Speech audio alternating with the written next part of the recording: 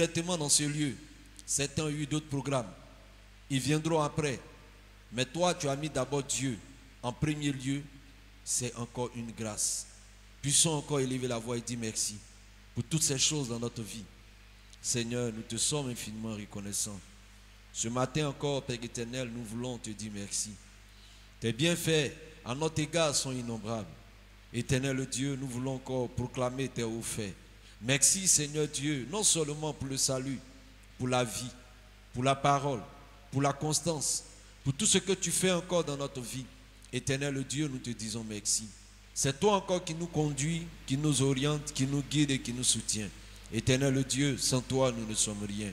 Voilà pourquoi ce matin encore, Seigneur Dieu, nous ne sommes plus que heureux d'être encore au Dieu du nombre de ceux-là même qui viennent adorer, du nombre de ceux-là même qui viennent t'honorer, du nombre de ceux-là même qui viennent te glorifier.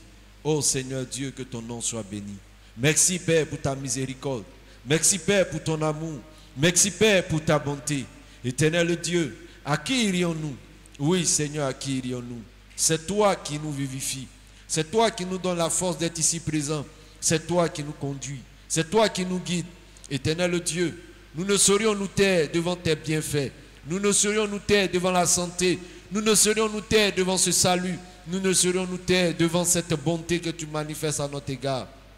Éternel Dieu, que ton nom soit loué. Oui Père, que ton nom soit béni. Merci encore, oh Dieu. Toi encore, Père éternel, qui nous fait cette grâce, cet honneur d'être ici encore présent, afin de pouvoir encore, oh Dieu, mêler nos voix à celles des saints, mêler nos louanges à celles des saints, mêler nos louanges à celles de ceux-là même que tu as rachetés à grand prix, au prix de ton sang. Oh Seigneur Dieu, que ton nom soit béni. Merci encore, Père éternel, pour ta grâce infinie. C'est au nom de Jésus, Père, que nous t'avons prié. Le signal de la victoire déjà brille aux cieux.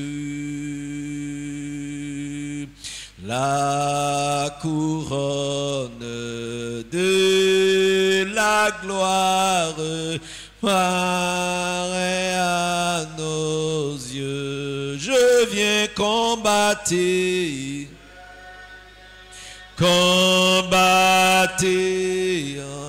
encore, dit Jésus à tout.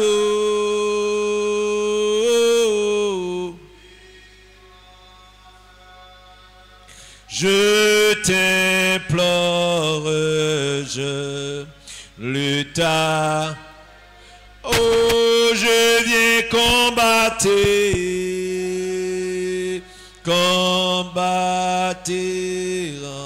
encore, dit Jésus à tout.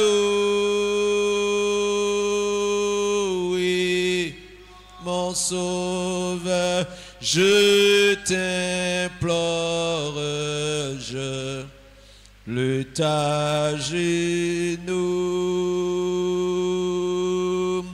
Quand l'ennemi plein de rage redouble ses coups, nous ne perdons pas courage. Christ est avec. Oui, je viens combattre, bâtir encore, dit Jésus à tout.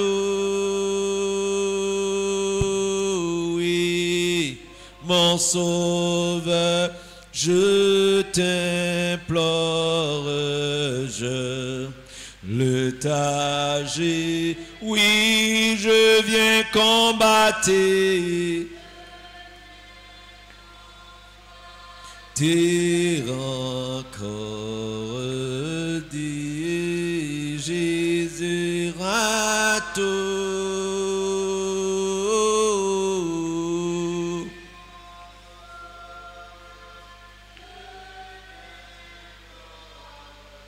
Je Oui, tu vas encore profiter de cette situation pour demander pardon pour tes fautes, pour tes manquements. Oui, quand l'ennemi fait rage, il te donne des coups, tu peux trébucher. Quand l'ennemi fait rage, il te donne des coups, tu peux succomber. Mais il dit qu'il est l'ami fidèle. Il dit qu'il est l'ami qui te supporte. Il est l'ami qui est toujours prêt là pour te secourir. Il est l'ami fidèle qui est toujours là pour te relever. Il est l'ami fidèle qui ne manque pas quand on l'appelle. Il ne manque pas dans le combat. Il ne manque pas quand la situation est difficile. Il est l'ami fidèle. Tu vas implorer encore sa grâce. Lui demandons pardon pour tes déboires, pour tes écueils, pour tes fautes, pour tes manquements. Et lui dis en retour que tu viens humblement dans sa présence, afin qu'il te donne encore la force de continuer cette marche, afin qu'il te donne la force pour aller de l'avant, car il est écrit que la fin de toute chose vaut mieux que son commencement. Et il dit que c'est celui qui persévérera jusqu'à la fin, c'est celui-là qui sera sauvé. Et il dit que les premiers seront les derniers. Et il dit que les prostituées également dévanceront plusieurs. Bien-aimés, nous ne savons encore qu'est-ce qui nous réserve le lendemain. Alors demandons encore à Dieu, s'il nous voit en train de nous dérouter, s'il nous voit en train d'emprunter un chemin qui n'est pas le sien, qu'il nous ramène sur la voie de la vérité, qu'il nous ramène sur la voie de la persévérance. Que le Seigneur se souvienne de chacun de nous. Élevons la voix et prions le Seigneur.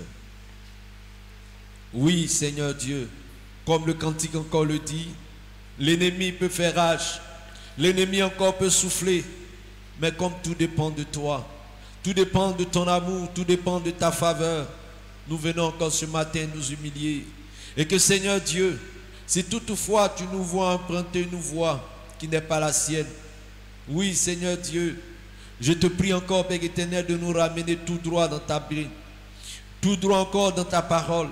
Si tu nous vois emprunter un chemin, Seigneur Dieu, qui ne t'honore pas, si tu nous vois emprunter un chemin, oui Seigneur Dieu, qui n'est pas le tien, Seigneur Dieu, puisses-tu encore, ô Dieu, nous ramener dans cette cité. Nous te demandons, ô Seigneur, de te souvenir de nous. Aide-nous ce matin, Seigneur, parce que nous avons dit déjà que, Père, nous ne méritons pas que c'est une grâce. Nous ne méritons pas que c'est un amour. Nous ne méritons pas que c'est une bonté. Alors, Seigneur, souviens-toi de nous. Ce matin encore, Père, nous venons nous humilier. Et que tu nous pardonnes nos fautes, nos manquements, nos transgressions. Oui, Seigneur Dieu, nous avons péché. Nous avons fait, oui, Seigneur Dieu, des choses qui ne sont pas honnêtes, des choses qui ne sont pas correctes. Nous avons pensé, nous avons mal parlé, nous avons encore dit des choses qui ne t'ont pas honoré. Oh Seigneur Dieu, que ta grâce encore nous accompagne, que ton amour nous conduise, afin, Père éternel, de nous mettre encore sur le sentier de la vérité, sur le sentier de la victoire, et que, Père éternel, ton nom soit toujours glorifié. Béni sois-tu, Père éternel. Merci encore, ô Dieu, pour ta grâce infinie. Toi encore qui te souviens de nous. Toi encore qui nous donne encore la force. Toi encore qui nous permet d'être ici présents. Ô Seigneur Dieu, que ton nom soit béni. Souviens-toi de nous, Père. Aide-nous, Seigneur. Et que, Père éternel, la vie même de Dieu, Père éternel, puisse réjaillir dans notre vie. La vie même de Dieu puisse être en abondance dans notre vie. Ô Seigneur Dieu, que ton nom soit béni.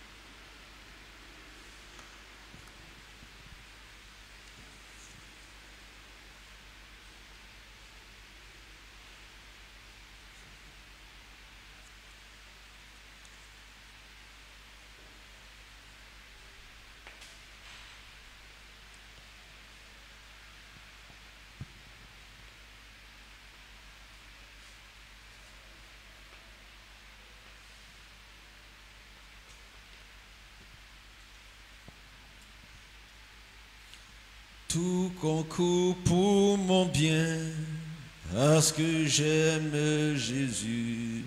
Tout travaille pour mon bien.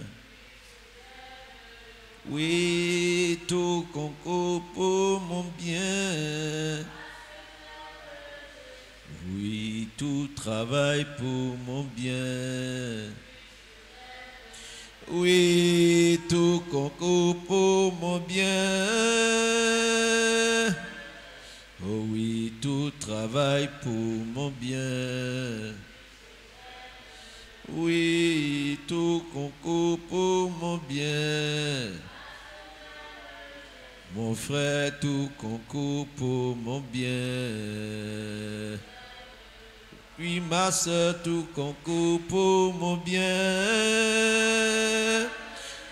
Oui, tout concourt pour mon bien. Oui, et quand l'épreuve m'arrive, oui, j'apprends à bien combattre.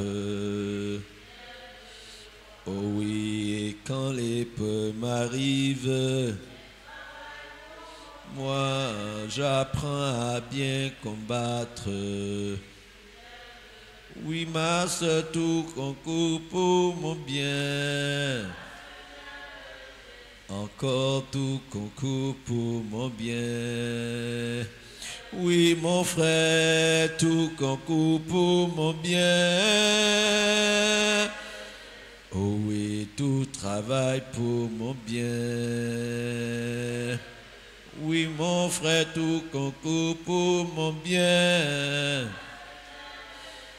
Oui, ma soeur, tout concourt pour mon bien. Oui, et quand dans les douleurs, oh oui, elle fortifie ma foi. Oh, et quand dans les douleurs, oh, elle fortifie ma foi. Oh oui, oui, tout concourt pour mon bien. Oui, tout travaille pour mon bien. Oui, mon frère, tout concourt pour mon bien. Oh, tout travaille pour mon bien. Oui, quand le vent me bouge, moi j'enfonce mes racines. Oh, et quand le vent me bouge, il travaille pour mon bien, moi j'enfonce mes racines. Oui, ma soeur, tout concourt pour mon bien. Oui, je le dis, tout concourt pour mon bien. Oui, tout concourt pour mon bien. Oh oui, tout travaille pour mon bien. Oh, et quand la mort me frappe, moi, je vais me reposer. Ensemble dans la mort, et quand la mort me frappe, moi, je vais me reposer. Oh oui, tout concourt pour mon bien. Oui, tout travaille pour mon bien. Et quand la tentation vient, moi, j'apprends à faire la guerre. Oh, et quand la tentation vient, oh, j'apprends à faire la guerre. Oh, tout concourt pour mon bien. Tout travaille pour mon bien. Nous allons encore élever la voix. La Bible dit que celui-là même qui nous a appelés est fidèle. Il est écrit quelque part que le Seigneur dit qu'il a réservé des œuvres des œuvres nouvelles. Des œuvres nouvelles pour que nous puissions encore les pratiquer. Bien-aimés, ce ne sont pas des œuvres de la chair. Ce ne sont pas des œuvres qui proviennent de toi-même, tes propres pensées. Mais il s'agit même des œuvres spirituelles. Il s'agit même des œuvres qui émanent même du Seigneur lui-même. Parce que la Bible dit quelque part que lorsque nous sommes une nouvelle création, il dit bien que les choses anciennes sont passées. Il dit voici, toutes choses sont devenues nouvelles. Mais est-ce que ces choses nouvelles-là sont apparues dans ta vie? Est-ce que ces choses nouvelles-là, tu les sens? Un chrétien, ce n'est pas réellement les paroles pour dire que je le suis, mais ce sont des actes, ce sont des actions, ce sont réellement une vie qui accompagne, une vie qui doit être un témoignage de l'enseignement, de ce que nous recevons. Mais jusqu'à présent, quand tu regardes, tu examines ta vie, est-ce que réellement elle est digne de la parole? Est-ce que tu peux réellement comparer ta vie avec toutes celles qui nous ont précédés? La vie des patriarches, la vie des sœurs en Christ, la vie de celles-là même qui ont tout abandonné. La Bible dit dans le livre de Hébreux, il y avait des femmes qui étaient tellement dévouées pour le Seigneur, elles erraient ça et là. Elles n'avaient pas de logement, elles n'avaient rien. Mais la cause du Seigneur était réellement leur objectif. La cause du Seigneur était réellement leur vie quotidienne. Mais aujourd'hui, tu as le ventilateur. Aujourd'hui, tu as la maison. Aujourd'hui, tu as un logement. Tu n'es pas encore dans une oppression. Mais la Bible dit que ces femmes-là ressuscitaient les morts. Dans quelle vie elles ont pu au moins arriver? Regardez encore le stade de la spiritualité. Bien-aimés, l'heure est arrivée maintenant de nous revoir et entrer en nous-mêmes, car les temps sont finis. Nous sommes réellement dans les temps les derniers. Presque toutes les prophéties se sont accomplies. Et au-delà de ça, Dieu peut nous rappeler à n'importe quel moment que nous vivions, que nous mourions. Paul dit, nous appartenons au Seigneur. Est-ce que réellement tu peux le dire que effectivement si l'enlèvement est aujourd'hui, se fait maintenant, est-ce que tu peux être du rang de ceux-là même qui se lèveront, qui changeront de corps, qui changeront de nature? Regarde réellement ta situation, regarde ta vie, entre encore en toi-même. C'est le moment de repartir à zéro. Si tu ne l'as pas encore fait, c'est le moment de repartir avec un nouvel engagement. C'est le moment de pouvoir encore prendre un engagement et de vivre, non pas pour toi-même, mais pour Dieu. Parce que la Bible dit, il a des œuvres qu'il a réservées afin que nous les pratiquions. Est-ce que ces œuvres-là sont manifestes dans ta vie? Est-ce que ces œuvres-là sont palpables dans ta vie? Est-ce qu'on peut voir ces œuvres-là au travers de toi? Est-ce qu'on peut t'arrêter pour dire, sœur, mais tu es chrétienne, mais prie pour moi? Est-ce que tu ne vas pas réellement avoir quelque chose dans ton esprit? Est-ce que je suis pur? Est-ce que je suis sainte? Non. Mais la Bible dit, voici les signes qui accompagneront ceux qui auront cru. Bien-aimés, je peux réellement citer beaucoup de versets, mais ce n'est pas ça réellement la question. Nous devons maintenant entrer en nous-mêmes afin de chercher à nous identifier à cette parole que nous avons entendue depuis longtemps. Nous sommes la preuve que effectivement cet évangile est vrai. Nous sommes la preuve qu'effectivement cet évangile, elle est concrète. Nous avons vu la vie de William Marion Branham manifester les choses telles que nous les avons lues. Et il a même fait plus que notre Seigneur Jésus-Christ. Mais il a dit que ce que j'ai fait avec vous, je le ferai encore avec plusieurs. Mais bien aimé, tu as été aussi appelé à croire cet évangile pur. Nous sommes dans la prédication, la Vierge pure, la Vierge sage, la Vierge folle. Dans quelle position te trouves-tu, bien aimé? Élevons la voix et prions le Seigneur de tout notre cœur. Prends ton temps afin de pouvoir t'exprimer librement. Parce que le temps, c'est ce que réellement Dieu te donne. Afin de pouvoir encore t'approcher pleinement de lui. Et que réellement la vie même de la parole puisse découler en toi. Élevons la voix et prions le Seigneur de tout notre cœur.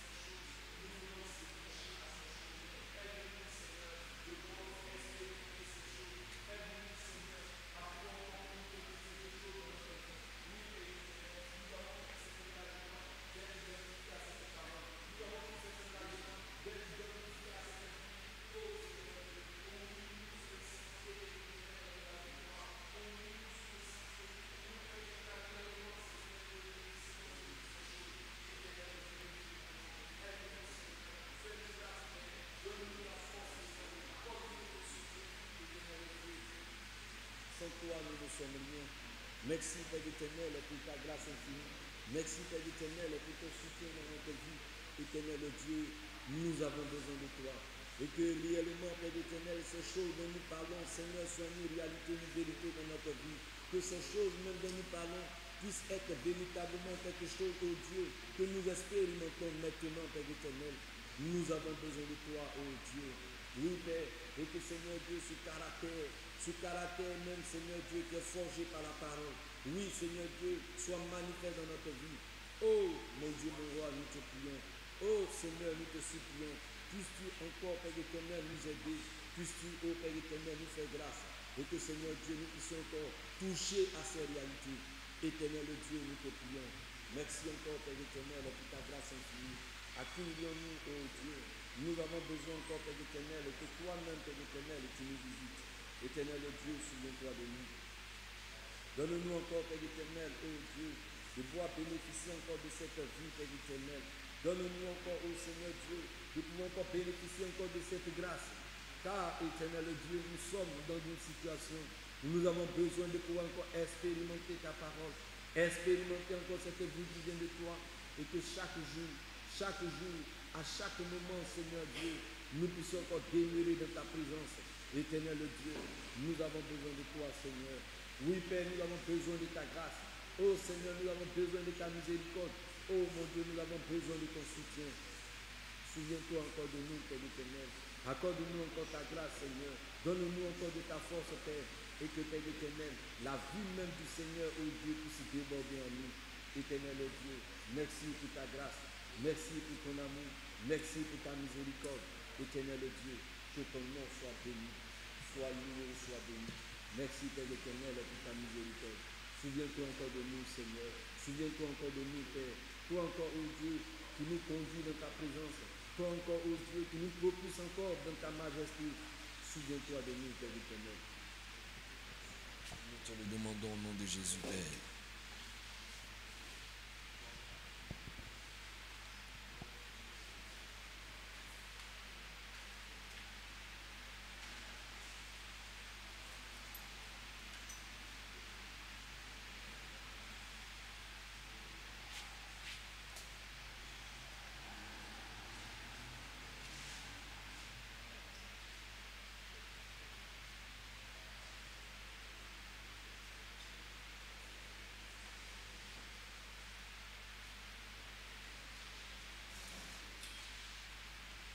On va se tenir debout.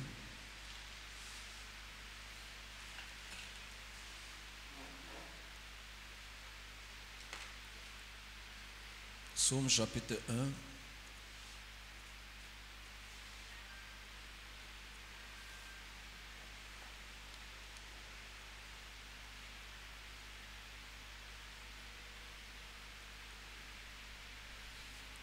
Heureux l'homme qui ne marche pas selon le conseil des méchants, qui ne s'arrête pas sur la voie des pécheurs et qui ne s'assied pas en compagnie des moqueurs, mais qui trouve son plaisir dans la loi de l'Éternel et qui la médite jour et nuit.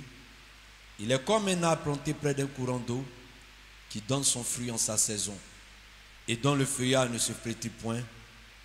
Tout ce qu'il fait lui réussit. Tout ce qu'il fait lui réussit. Amen. Tout ce qu'il fait lui réussit. On va élever la voix. Demandons encore au Seigneur de conduire ces moments de questions et réponses. Qu'il puisse prendre le contrôle de toutes choses. Ensemble, prions le Seigneur.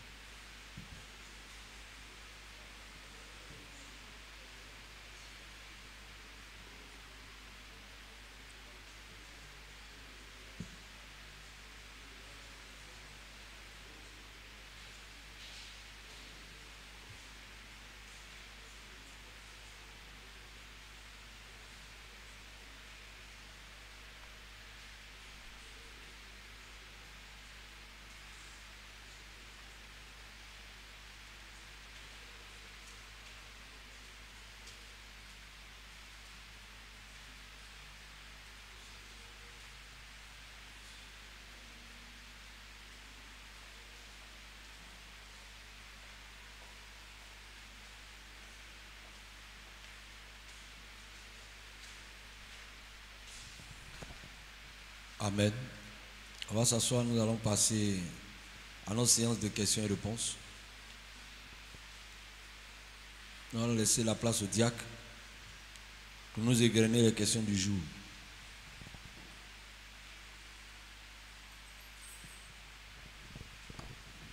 Amen. Amen. Nous avons ce jour 2 questions.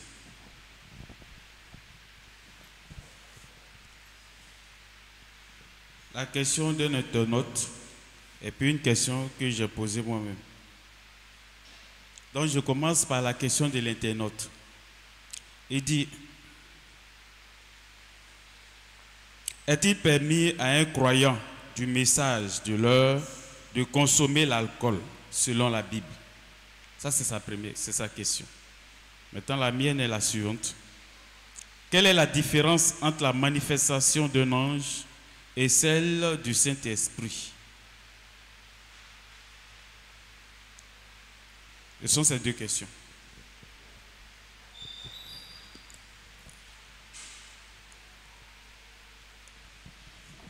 Dans la première question, tu reprends.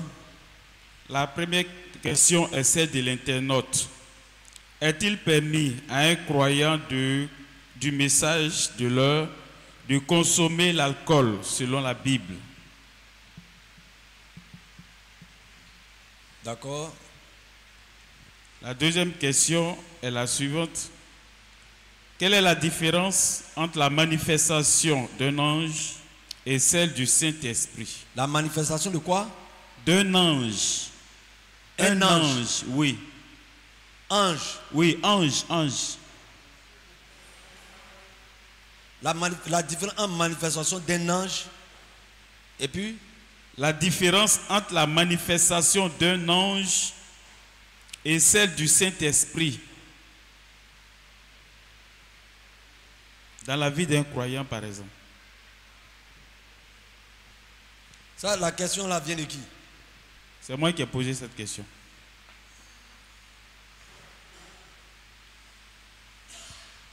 Ok. Que Dieu nous bénisse. Aujourd'hui est le 25 mai. Nous sommes à notre séance de questions et réponses. Donc ce matin, nous avons 2 questions.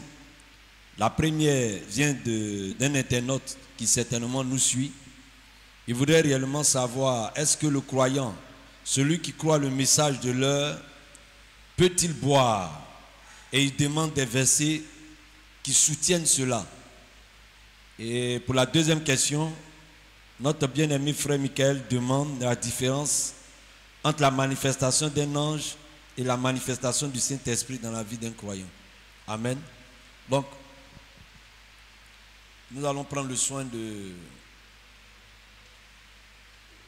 partager ensemble la première question et voir ce que nous pouvons retenir du croyant et de l'alcool, ou bien du croyant et de la boisson.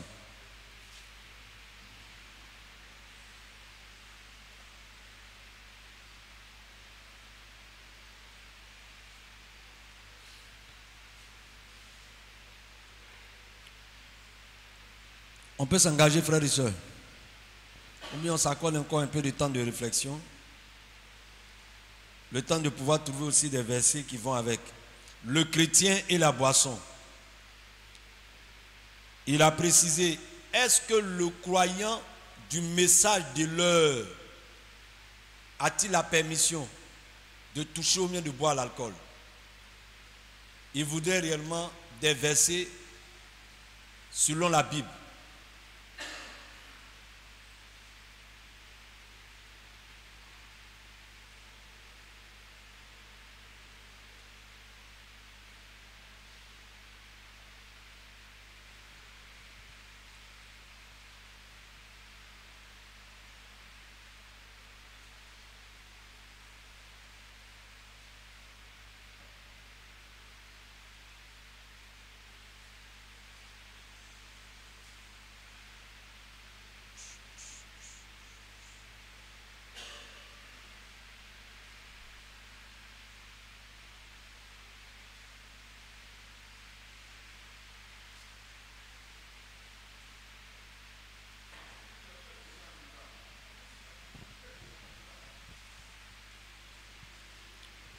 Au niveau des sœurs, quelqu'un voudrait-il intervenir?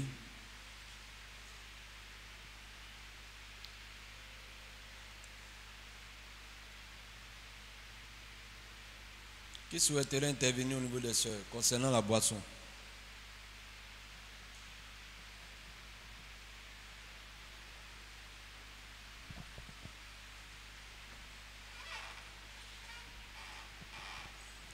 Au niveau des frères, est-il permis à un croyant, avec des versets à l'appui, de boire?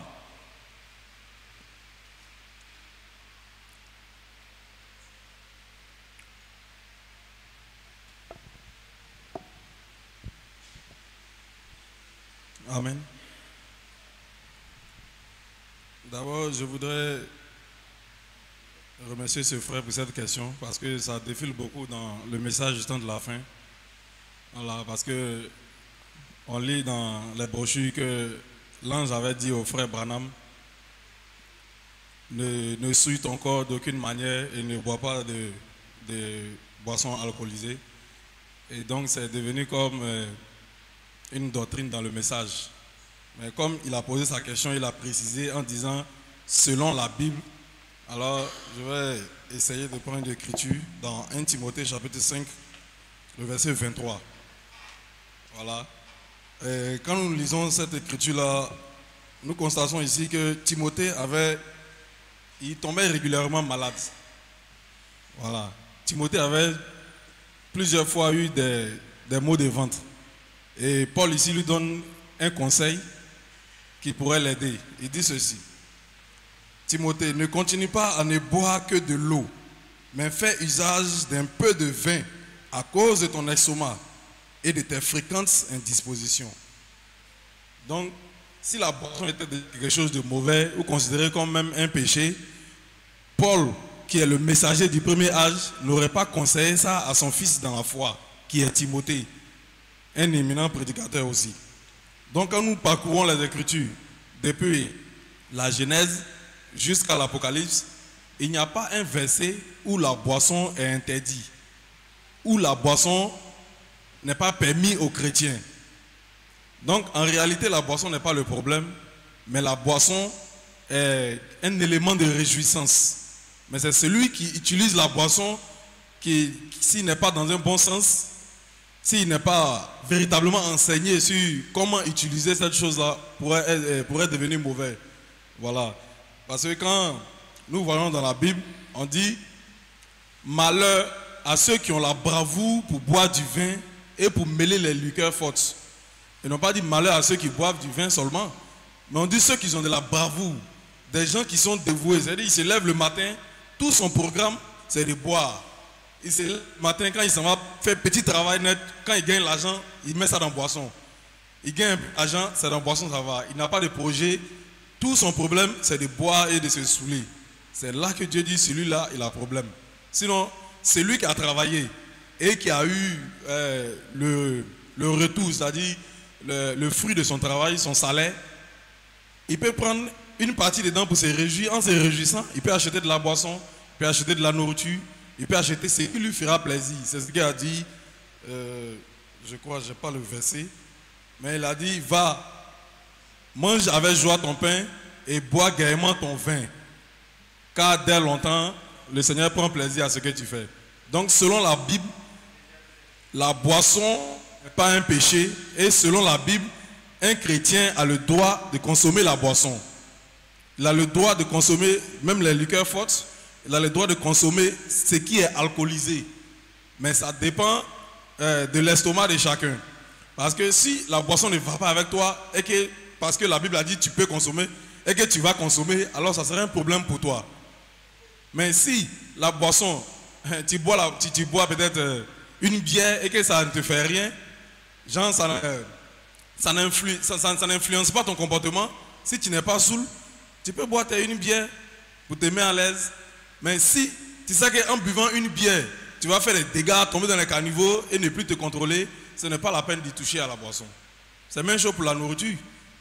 Il y a des gens, Quand ils mangent viande, ils ont mal au ventre. Donc parce que la Bible a dit, bon, on peut manger la viande. Donc toi, comme tu as mal au ventre, à chaque fois que tu as tombé ici, viande, tu as mangé. Tu es en train de te faire du mal toi-même. Si ça ne va pas, toi, tu arrêtes. Mais ne dis pas que c'est Dieu qui a dit de ne pas faire.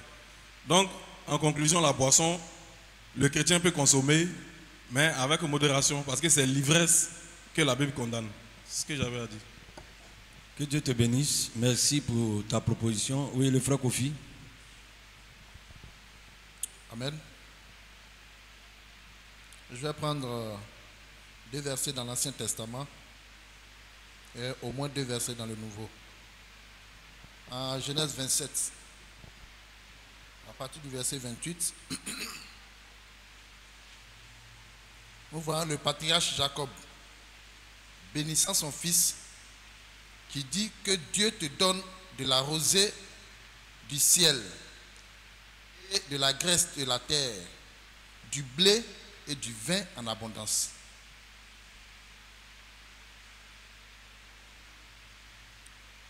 Nous allons partir aussi dans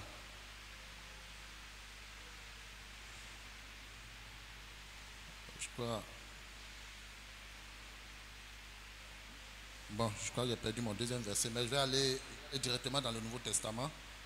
Dans le livre de Jean, au chapitre 2, le verset 3 dit, le vin ayant manqué, c'était aux noces de Cana.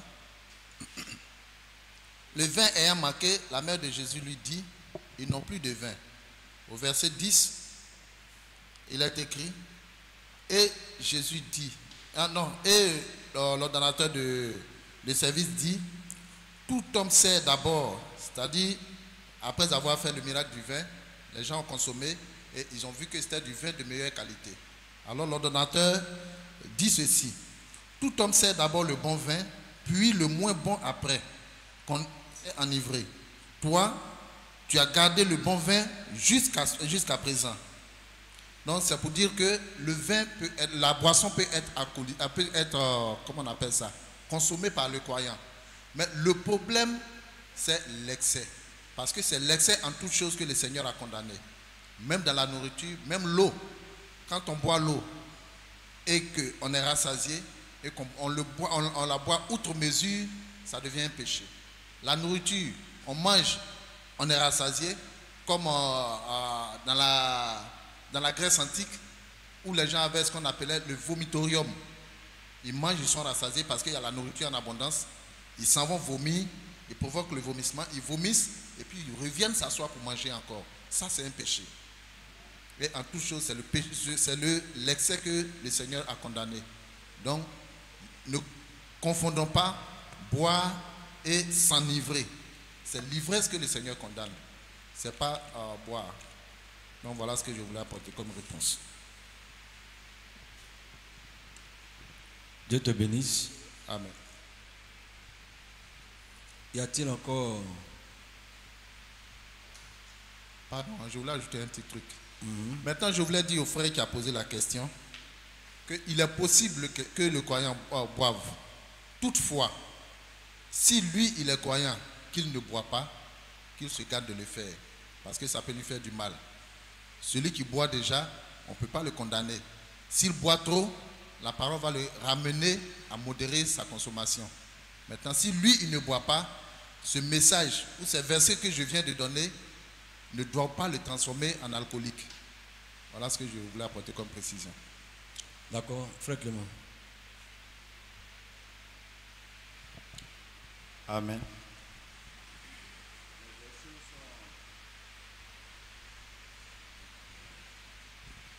Les versets sont beaucoup qui parlent encore de la boisson.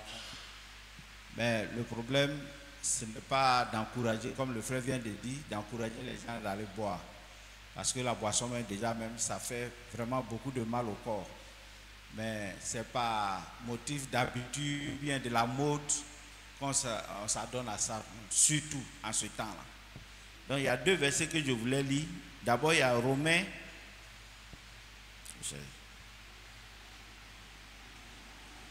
Romains 14, verset 21. Et puis le deuxième verset, c'est Éphésiens 5, verset 18. Donc si on peut m'aider pour le premier verset. Romains. Tu as ça? Romains chapitre 14, verset 21. Il est bien de ne pas manger de viande, de ne pas boire de vin et de s'abstenir de ce qui peut être pour ton frère une occasion de chute, de scandale ou de faiblesse. Donc ici c'est un conseil que l'apôtre Paul est en train de donner. Il est bon de ne pas manger ou de ne pas boire de vin. Pourquoi? À cause de celui qui est en face de moi. Mais il n'y a pas de problème. Mais comme les passages de la Bible sont multiples, ça c'est pour ne pas scandaliser celui qui ne veut pas boire. Mais ce n'est pas une loi qui vient de Dieu pour dire non, ne buvez pas. Parce que la plante même qui produit la boisson, le vin, qui produit les liqueurs, c'est Dieu qui a tout créé. C'est Dieu qui a permis que toutes ces plantes-là soient là. Et c'est Dieu qui a donné l'intelligence à l'homme de pouvoir extraire et produire ce vin et produire encore la liqueur. Donc, ce fait, quand les gens créent et que la boisson est là que nous devons consommer, on ne peut pas empêcher quelqu'un. Mais si tu vois que non, en le prenant, ça va scandaliser l'autre, ou bien l'autre n'est pas dans ton esprit, toutefois, pour ne pas le blesser, pour ne pas le conduire dans le mal, tu peux t'abstenir. Mais ça n'empêche pas, ou bien ça ne dit pas, ce n'est pas une loi pour dire non, on ne doit pas boire. Voilà. Dans le deuxième verset, c'est dans Éphésiens. Voici encore ce que Paul dit. Éphésiens 5, verset 18. Il dit quoi? Je vais dire ça moi. Éphésiens 5, 18 là.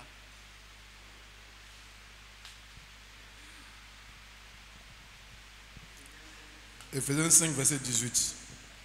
Ne vous enivrez pas de vin, c'est de la débauche. Soyez au contraire remplis de l'esprit. Éphésiens 5, 18. Ne vous enivrez pas de vin. Donc, ici, Paul est en train de donner un conseil encore. Il dit, ne vous enivrez pas de vin. C'est de Il n'a la pas dit, ne débauche. buvez pas. Il dit, quand vous vous enivrez, vous devenez des débauchés. Parce que quand tu prends la boisson, que tu es ivre, tu fais des choses auxquelles même tu ne t'attendais pas. Tu n'es plus toi-même. Tu es poussé par un esprit de, comment on appelle, d'ivrognerie, à faire des choses qui ne doivent pas être faites. Soit tu peux même te déshabiller comme ça en plein milieu des gens.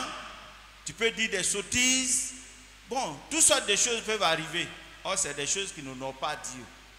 Voilà. C'est pourquoi il nous demande de ne pas nous enivrer. Mais nous devons, même si nous devons consommer, il faut que ça soit quand même de façon modérée. Voilà. Donc c'est ce que je voulais dire. Il n'y a pas de verset, il n'y a pas d'écriture dans la Bible qui condamne la boisson, qui dit non de ne pas boire. Ça, je n'ai pas encore vu jusqu'à la preuve du contraire. Je n'ai pas encore vu cela. Mais Dieu nous demande, si nous voulons en prendre, de ne pas nous enivrer de la boisson. C'est ce que moi je voulais quand même ajouter à sa question. Dieu te bénisse. D'accord. Malheureusement, il n'est pas en face de nous, sinon on allait réellement comprendre la profondeur de sa question. Déjà, pour ajouter sur tout ce que vous avez dit, on va lire d'abord 1 Jean 3, verset 4. Parce que, comme il a dit, il dit que est-ce que le croyant peut-il boire? Donc, il fait allusion déjà au péché. Déjà dans son entendement, certainement, le fait qu'un croyant du message, il croit cette parole, il devait totalement s'abstenir de la boisson. Mais nous savons tous que le prophète que nous avons reçu nous a ramenés à la parole. Et il a dit, nous ne devons rien ajouter, nous ne devons rien retrancher. Que tout ce que nous avons lu et entendu, c'est ce que nous devons pratiquer. Donc, quelle est réellement la position de la Bible vis-à-vis de ce sujet? Que dit la Bible concernant la boisson? Donc, on va lire d'abord 1 Jean 3, verset 4. 1 Jean 3, 4. Oui. Quiconque pêche transgresse la loi. Et le péché est la transgression de la loi. Ah, on dit le péché, c'est la transgression de la loi. Donc, on va maintenant voir, est-ce que boire fait partie des 10 commandements que le Seigneur a donnés? Quand on prend Exode chapitre 20, nulle part, nous allons voir que le Seigneur a dit, tu ne boiras point. Ce verset-là n'existe pas dans 10 commandements. C'est ce qu'on doit retenir. Parce que les 10 commandements ont été étalés en ordonnances et en loi. Et cela a été transmis au peuple d'Israël pendant toute leur marche. Donc 1 Jean 3, 4 nous dit que le péché, c'est la transgression de la loi. Donc est-ce qu'il y a un verset qui nous interdit, bien qui interdit le croyant de toucher ou bien de boire l'alcool? Donc déjà, pour entrer, Exode chapitre 20, le Seigneur a égrené toutes les lois qu'il a données à son peuple. Nullement il n'est mentionné à l'intérieur que la personne ne doit utiliser la boisson, ou bien celui qui boit pêche. Deutéronome 4, versets 1 à 2. Et maintenant Israël, écoute les statuts et les ordonnances que je vous enseigne, pour les pratiquer, afin que vous viviez et que vous entriez dans le pays que l'Éternel, le Dieu de vos pères, vous donne, et que vous le possédiez. Vous n'ajouterez rien à la parole que je vous commande, et vous n'en retrancherez rien, afin de garder les commandements de l'Éternel, votre Dieu, que je vous commande. Donc, pendant leur marche, le Seigneur leur a donné des commandements.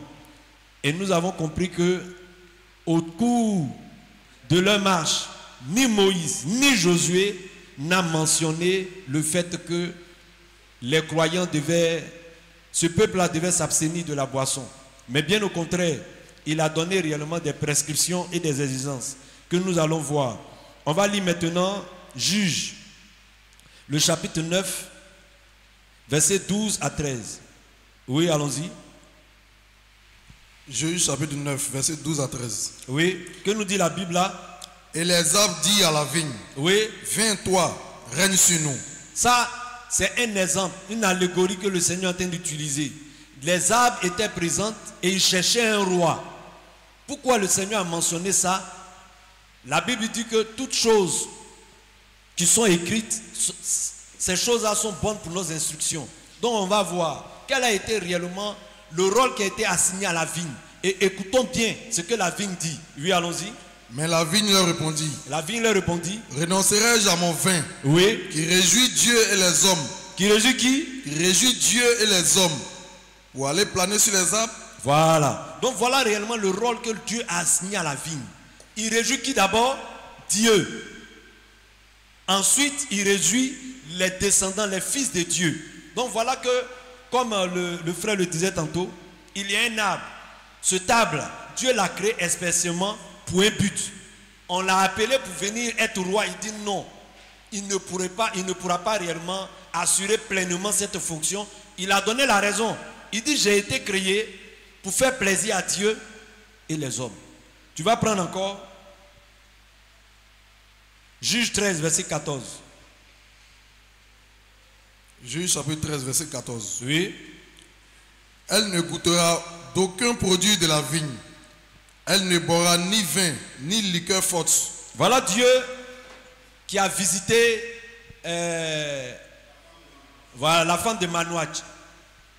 Mais si réellement la boisson était parmi les commandements que la femme ne doit pas boire, mais Dieu n'allait pas revenir donner ses instructions. Mais s'il est en train de donner cette précision, c'est parce que quelque part la femme là buvait ça.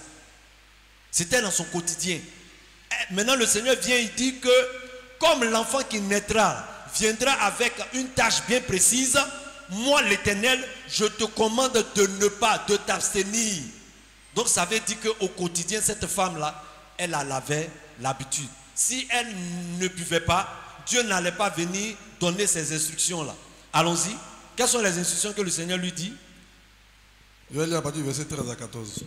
L'ange de l'Éternel répondit à Manoach, la femme s'abstiendra de tout ce que je lui ai dit. Oui. Elle ne goûtera d'aucun produit de la vigne. Aucun produit de la vigne. Elle ne doit pas toucher. Or, du produit de la vigne sort quoi? Le vin. Du produit encore de la vigne sort encore les liqueurs fortes. Oui, allons-y. Elle ne boira ni vin, ni liqueur forte. Et elle ne mangera rien d'impur. Oui. Elle observera tout ce que je lui ai prescrit. Donc vous voyez qu'au cours de cette grossesse, pour l'accomplissement de cette parole, elle doit s'abstenir. Mais la question qu'on se pose, dès que l'enfant naît, est-ce que toutes ces exigences encore sont d'actualité? Ça veut dire que dès que l'enfant est né, elle peut retourner à quoi? Au produit de la vigne. Donc c'est pour dire qu'effectivement, en ce moment-là, il n'y a pas de problème. On va prendre maintenant le Seigneur lui-même, lorsque l'éternité a quitté, pour venir maintenant dans le temps, dans le corps Jésus-Christ, on va voir ce qu'il a fait également. Tu vas prendre Luc chapitre 7, verset 33 à 34. Luc le 7, témoignage. Luc 7, verset 33 à 34. Oui. Car Jean-Baptiste est venu, ne mangeant pas de pain et ne buvant pas de vin. Buvant pas. Est-ce s'agit de l'eau? C'est là la question qu'on se pose. Mais il a été clair, ne buvant pas de quoi? De vin. Voilà. Donc Jean-Baptiste, quand il a paru, il ne buvait ni d'eau, et du moins, il ne mangeait, on dit ne mangeant point et Ne buvant pas de vin. ne buvant pas de vin. Oui, allons-y. Et vous dites, il a un démon. Uh-huh. Le Fils de l'homme est venu. Le Fils de l'homme, Dieu dans la chair, Dieu venu comme prophète. Qu'est-ce qu'il fait? Le Fils de l'homme est venu, mangeant et buvant. Et vous dites, c'est un mangeur et un buveur. Donc comme la question du frère était claire, il demande, le croyant du message de l'heure, est-ce qu'il peut toucher à la boisson? On vient de donner un exemple. Jésus lui-même, l'éternité dans un corps, quand il est arrivé, il mangeait et il buvait. Donc la question qu'on se pose, est-ce qu'il péchait? Qu'il soit courageux pour dire oui, Jésus péchait. En ce moment-là, qu'il nous apporte les Écritures qui condamnent Jésus. Parce que Jésus est venu dire, mais Jean, quand il est arrivé, il ne mangeait ni ne buvait. Vous dites qu'il est un démon. Moi, maintenant, le Fils de l'homme, quand je viens, je mange et je bois. Mais là, il ne s'agit pas de l'eau. C'est le vin. Prends maintenant Ecclésiaste 3, verset 13. C'est par là que je vais finir. Ecclésiaste chapitre 3, verset 13. Mais que si un homme mange et boit et jouit du bien-être au milieu de tout son travail, c'est là un don de Dieu. Voilà. Il doit boire et se réjouir. Il dit que là même là, qui lui fait don? C'est Dieu lui-même qui lui fait don. Mais si ça vient de Dieu, allons nous dire que Dieu, il a un problème. Ne connaît-il pas également cette parole? Donc, je vais m'arrêter là. Frère Jacob, si tu veux ajouter quelque chose. En attendant que mon frère prenne la parole dans Deutéronome 14, verset 26 également, il est dit là-bas que celui réellement qui a la dîme du Seigneur, il peut la monnayer. Il dit monnayer. Et ça, c'est Dieu qui donne ses recommandations. Et dans l'échange, on nous dit que la dîme du Seigneur, là, il peut réellement l'échanger en liqueur forte et puis en boisson enivrante. Toutes ces choses ont été écrites pour notre propre instruction. Amen. Comme les frères l'ont dit, la Bible condamne que l'ivresse, mais faire usage de vin, ce n'est pas un péché. Donc je vais simplement lire certaines écritures. Éphésiens chapitre 5, verset 18. Il dit, ne vous enivrez pas de vin, c'est de la débauche. Soyez au contraire remplis de l'esprit. On ne doit pas s'enivrer de vin, car c'est de la débauche. Alors toute personne qui est ivre est semblable à un débauché. Ça c'est la Bible qui le dit et nous disons Amen.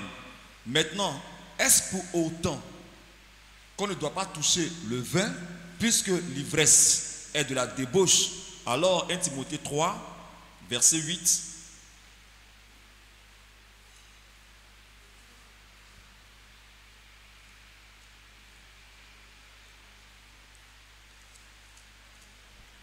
Amen. Oui. 1 Timothée 3, 8. Oui. Les diacres aussi doivent être honnêtes, éloignés de la duplicité, des excès de vin. On dit les diacres doivent être éloignés des excès de vin. Ils n'ont pas dit que les diacres doivent être éloignés du vin, mais on dit des excès de vin. Donc l'excès de vin est lié à la débauche, l'ivrognerie, l'excès. 1 Timothée 5, 23. 1 Timothée 5, verset 23. Ne continue pas à ne boire que de l'eau, mais fais usage d'un peu de vin. Il ne dit pas à Timothée, faut t'enivrer de vin.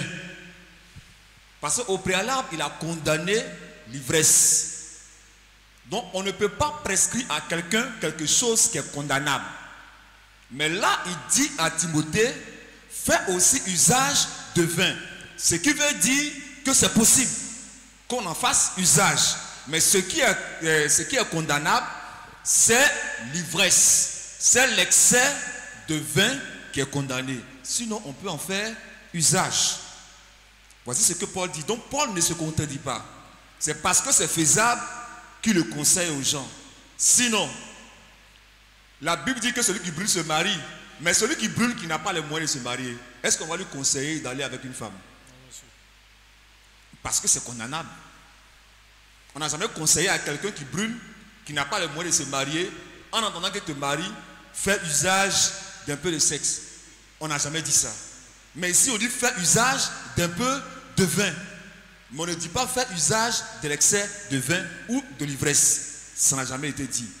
Donc, sachons situer les choses. Je finis par Galates 5, 19 à 21. Galates chapitre 5, à partir du verset 19 à 21. Or, les œuvres de la chair sont manifestes. Ce sont l'impudicité, l'impureté, la dissolution, l'idolâtrie, la magie, les inimitiés, les querelles, les jalousies, les animosités, les disputes, les divisions, les sectes, l'envie, l'ivrognerie, les excès de table et les choses semblables. Je vous dis d'avance, comme je l'ai déjà dit, que ceux qui commettent de telles choses n'hériteront point le royaume de Dieu. Ce qui m'intéresse dans ce verset, il a mentionné les excès de table. Il dit ceux qui commettent de telles choses n'hériteront point du royaume des cieux. Donc, de la même manière qu'il a été condamné, les excès de vin, ici aussi, l'excès de table est condamné.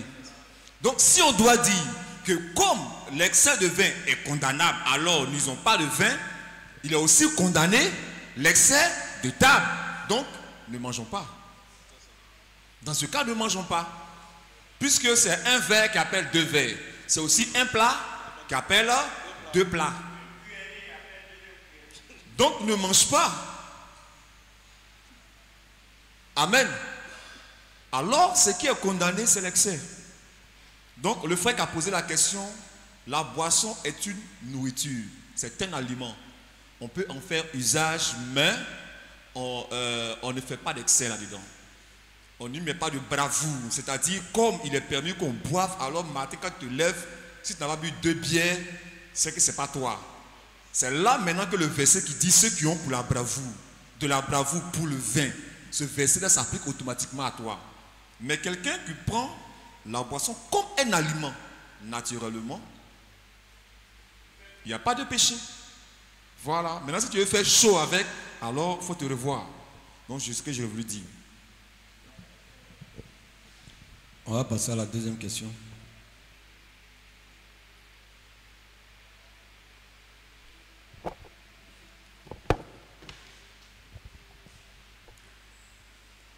Amen. La deuxième question est la suivante. Quelle est la différence entre la manifestation d'un ange et celle du Saint-Esprit dans la vie d'un croyant? Je répète, quelle est la différence entre la manifestation d'un ange et celle du Saint-Esprit dans la vie d'un croyant?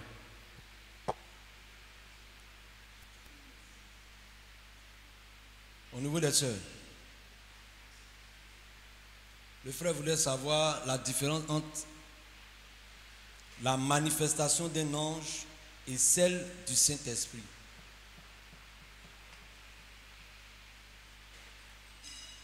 Oui, il souhaiterait prendre la parole. Dites au moins quelque chose, parce que c'est 2 questions. Après celle-là, il n'y a plus de questions. Qui a une idée? Qui veut dire quelque chose?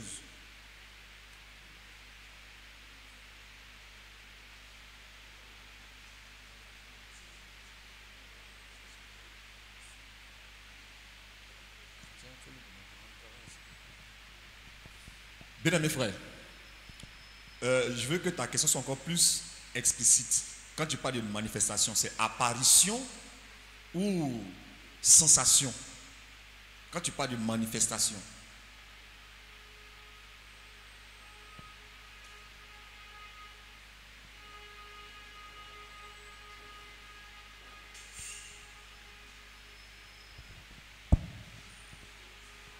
Quand je parle de manifestation, je ne parle pas d'apparition. Je parle de la manifestation. Ces deux esprits qui peuvent se manifester, parfois on peut les entendre par des voix audibles ou bien des messages dans la pensée. Bon, je n'arrive pas à faire la différence à ce niveau. Je ne sais pas à quel moment c'est l'ange, bien à quel moment c'est le Saint-Esprit. Ah, ok.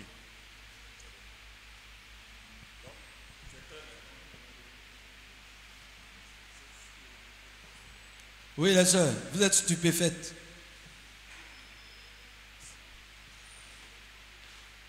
Au niveau des frères qui souhaiteraient intervenir, manifestation des anges et manifestation du Saint-Esprit. Le frère voudrait avoir un éclairci sur avoir les détails, des explications. Oui, Jean-Claude, donne le micro, frère Jean-Claude. Donnez le micro, frère Jean-Claude.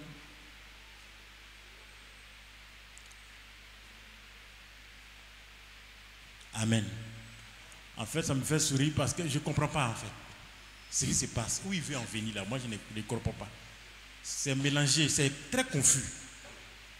On parle du sceau du Saint-Esprit, de l'ange du Seigneur ou bien des anges. Il est là. C'est ça que bon, c'est pas quoi. Bien, le pasteur a donné une prédication ici sur les anges, que chaque individu avait un ange. Et souvent, il y a la possibilité de traiter avec son ange.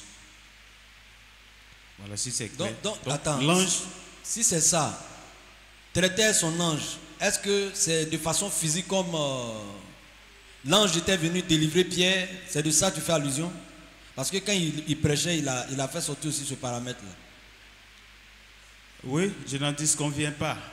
Mais toi, de quelle manifestation tu fais allusion? Je fais allusion au fait que parfois l'ange peut parler à un homme de façon invisible. Tu ne peux pas voir l'ange, mais l'ange peut te parler. Est-ce que c'est possible?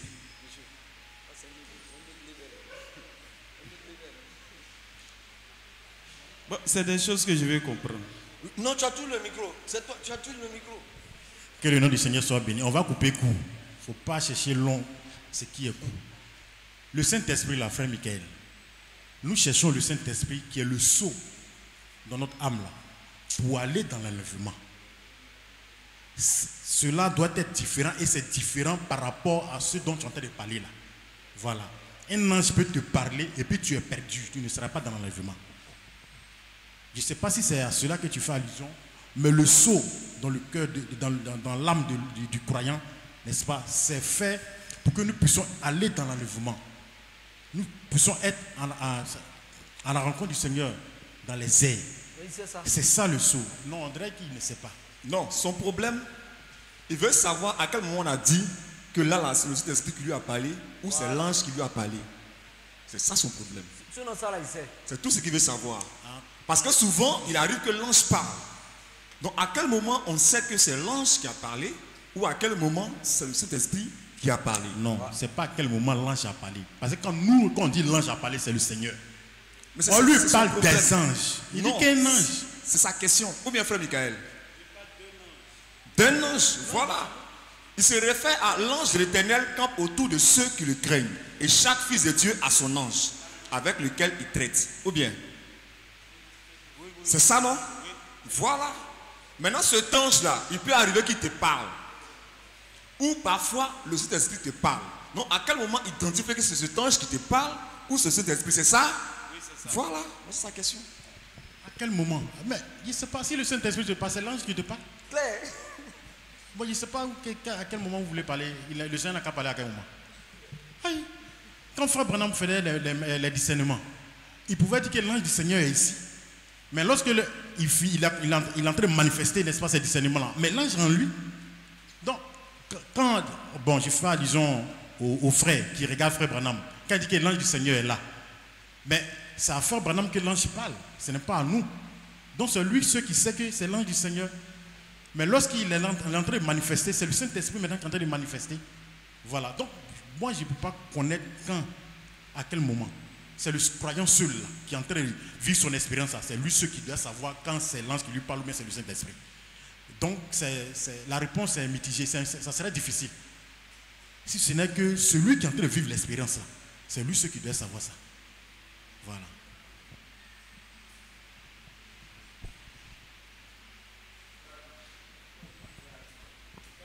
D'accord. Oui, le bien-aimé frère. Amen. Plus ou moins, j'ai compris un peu la question de l'enseigne. Voilà, moi, comme le pasteur avait enseigné ici la dernière fois, chaque croyant a son ange. Maintenant, on sait que le Saint-Esprit, le rôle du Saint-Esprit, c'est de nous conduire dans la vérité. Le Saint-Esprit en nous parle. Maintenant, l'ange lui parle physiquement. Moi, c'est comme ça, moi, je vois la question du frère. Donc, c'est ça. Donc, je peux dire que ce qu'il est en train de dire, c'est que le Saint-Esprit parle dans le cœur. Ouais, maintenant, l'ange, la voix de l'ange qu'il va attendre, c'est physique. Voilà, c'est ce que moi,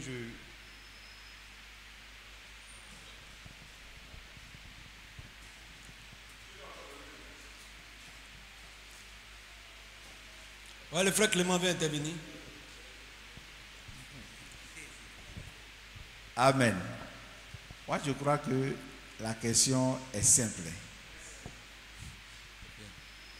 Quand on parle des anges, c'est un corps qui est physique qu'on voit. La Bible dit que Dieu est esprit. Ce qui agit dans la spiritualité, c'est Dieu qui agit spirituellement. Maintenant, un ange qui vient pour me parler, c'est que je le vois et c'est que c'est un ange qui me parle. Si ce n'est pas un ange qui me parle, c'est que c'est Dieu qui m'a parlé. Maintenant, si c'est Dieu qui m'a parlé pour que cela soit confirmé, il faut que ce qu'il me dise là soit vécu ou bien que cela soit prouvé par les Écritures. C'est ça qui va faire la différence. Parce que le diable aussi, il peut parler. Dieu parle, le diable aussi parle. Mais comment il y a à savoir que non, lui qui parle là, ou bien ce qu'on vient de me dire là, c'est Dieu qui m'a parlé ou bien c'est le diable qui m'a parlé. C'est de ramener cela à la lumière des Écritures pour savoir si ce qu'on vient de me dire, c'est Dieu qui m'a parlé ou bien c'est le diable. Mais un ange, il est toujours physique, il vient et puis il te parle. Et avant de te parler, mais il te met en confiance. Et toi-même là, si tu n'es pas dans les dispositions, si un ange arrive, mais tu as fui, peut-être toi-même tu as te perdre ou bien tu as de fou. Donc il faut être dans les dispositions qu'il faut pour que l'ange puisse t'apparaître et puis te parler. Sinon, si tu n'es pas dans les dispositions, ça ne peut pas. Un ange ne peut pas venir comme ça pour voir n'importe qui. Et puis, oui, on dit quoi, ça va mon fils, je suis venu te croiser. Dieu m'envoie pour te faire ça, pour te donner ça, pour te donner ça. Non, il faut être dans les dispositions. Ton esprit même est prêt à ça. Donc quand il vient, tu n'as rien à craindre. Quand là, il venait voir Marie pour parler à Marie, là, ils se voyaient et puis ils ont commencé à échanger. Si Marie n'était pas dans l'esprit, elle allait fuir. Elle va dire, il y a un extraterrestre ou bien quelque chose est venu quoi, tout blanc, avec les ailes ou bien quoi que ce soit pour venir me parler. J'ai eu peur. Mais frère Branham avait son fils quand ils étaient dans la pièce et puis l'ange est venu. L'enfant dit qu'il avait peur de voir ça, parce qu'il n'avait jamais vu ça. C'est un ange qui est là. Mais le père, lui, il était habitué à ça. C'est parce que son esprit était déjà préparé. Et quand il le voit, il se sent en lui. Donc, il n'y a pas de problème. Mais est-ce que nous, aujourd'hui, bon, c'est une parenthèse, quoi. Donc, moi, voici un peu ce que je veux dire. Au niveau de l'esprit et puis de l'ange, l'ange est physique, il vient, tu vois, et puis il te parle, vous échangez. Mais l'esprit, ça c'est une manifestation, c'est une autre chose. Voilà, c'est ce que moi je veux apporter comme compréhension, quoi. Amen. Je crois que moi je n'arrive toujours pas à comprendre. On ne parle pas de la forme du Saint-Esprit ou de la forme de l'ange du Seigneur. Il dit, lorsque le Saint-Esprit te parle, parce que c'est la parole, il parle de l'audition.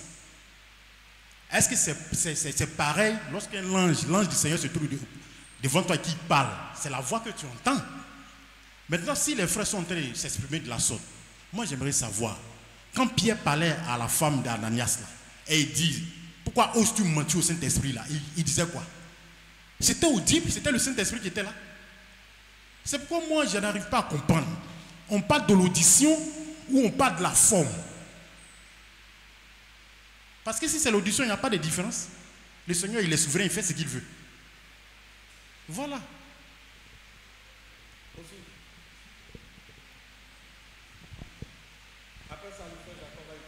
Amen.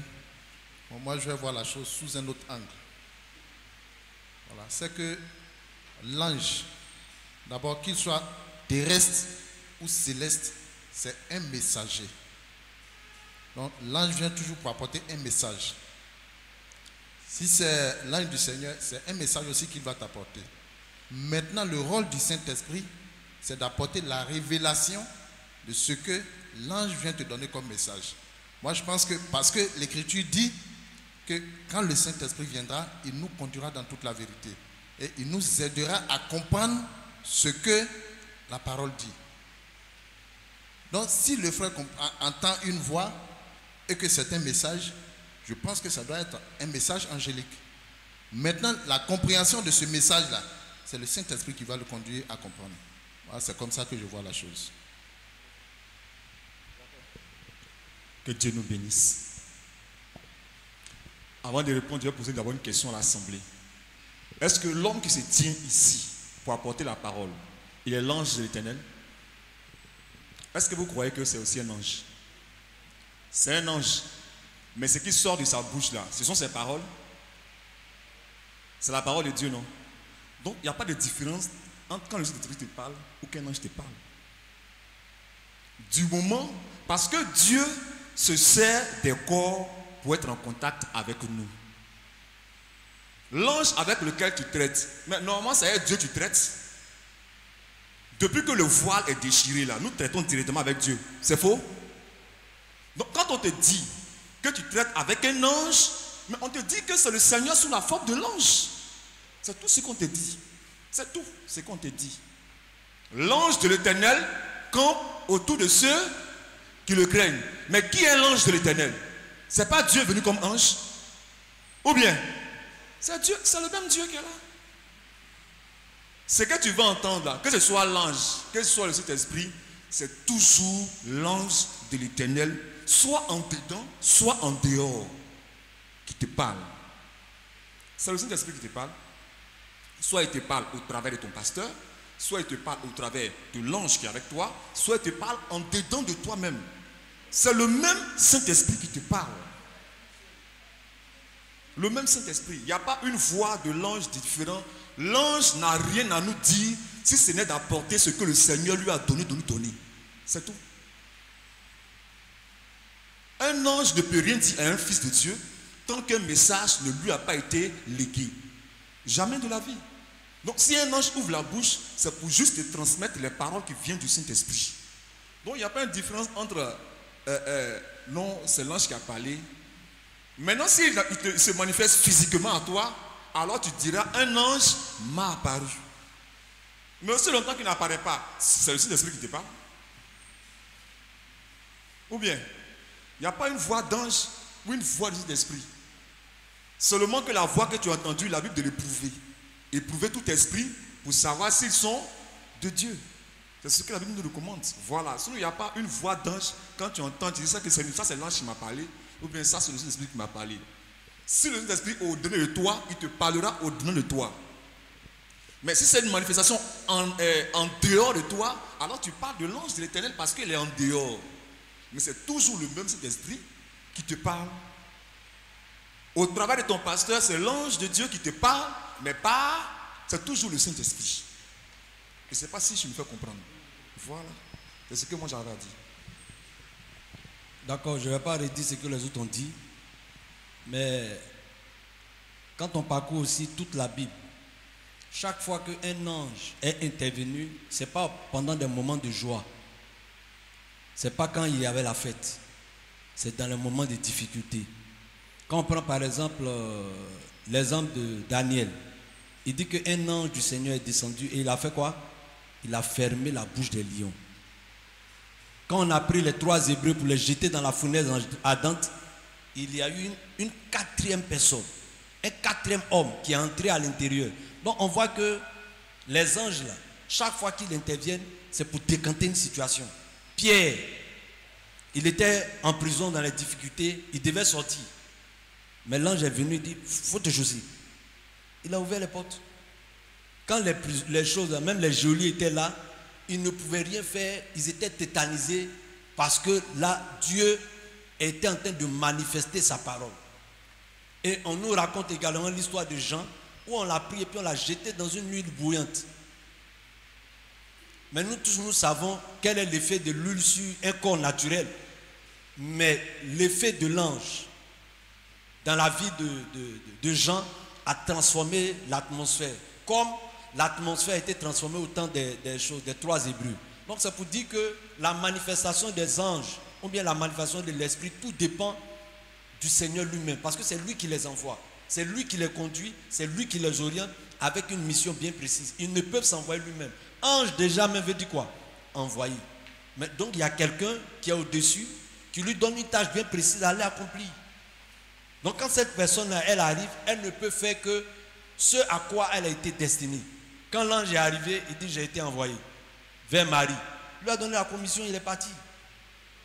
Il en est de même où l'ange a fini de parler, il veut t'adorer, il dit non, ne m'adore pas. Je suis ton compagnon dans le service. Et Galate dit quoi? Si un ange même vient du ciel, il est obligé de se soumettre à ce que je suis en train de dire. Donc l'ange terrestre, quelque part, est plus élevé que l'ange qui est céleste. Mais que tu sois céleste, que tu sois terrestre, tous sont au service du Seigneur. Maintenant, le Saint-Esprit lui-même, il t'amène, quand tu l'as, à se personnifier en toi. En ce moment-là, tu peux maintenant citer clairement le verset qui dit « Ce n'est plus moi qui vis, mais c'est Christ qui vit en moi. » Donc le Saint-Esprit va jusqu'à se personnifier et il est avec toi tout le temps jusqu'à ce que... Or l'ange, il va, il vient. Il va, il vient selon les circonstances. Mais le Saint-Esprit, il demeure avec toi, il est avec toi et il sera même en toi. Donc voilà ce que je peux ajouter à tout ce que les frères ont pu dire. Qu'est-ce que tu as retenu?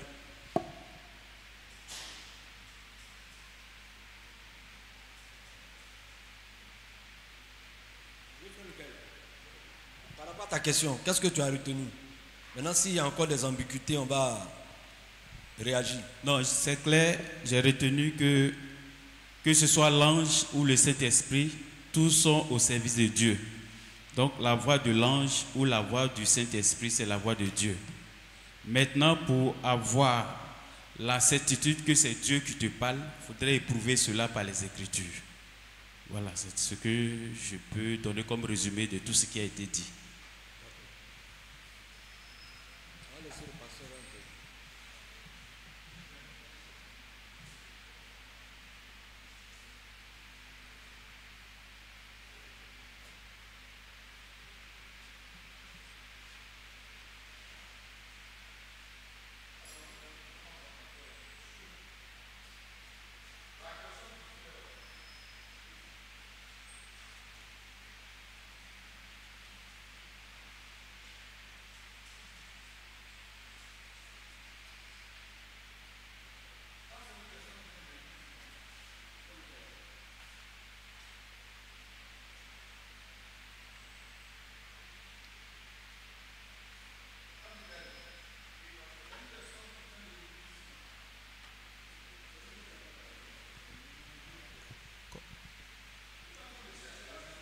Oui, ça vient d'ici. C'est moi qui l'ai posé.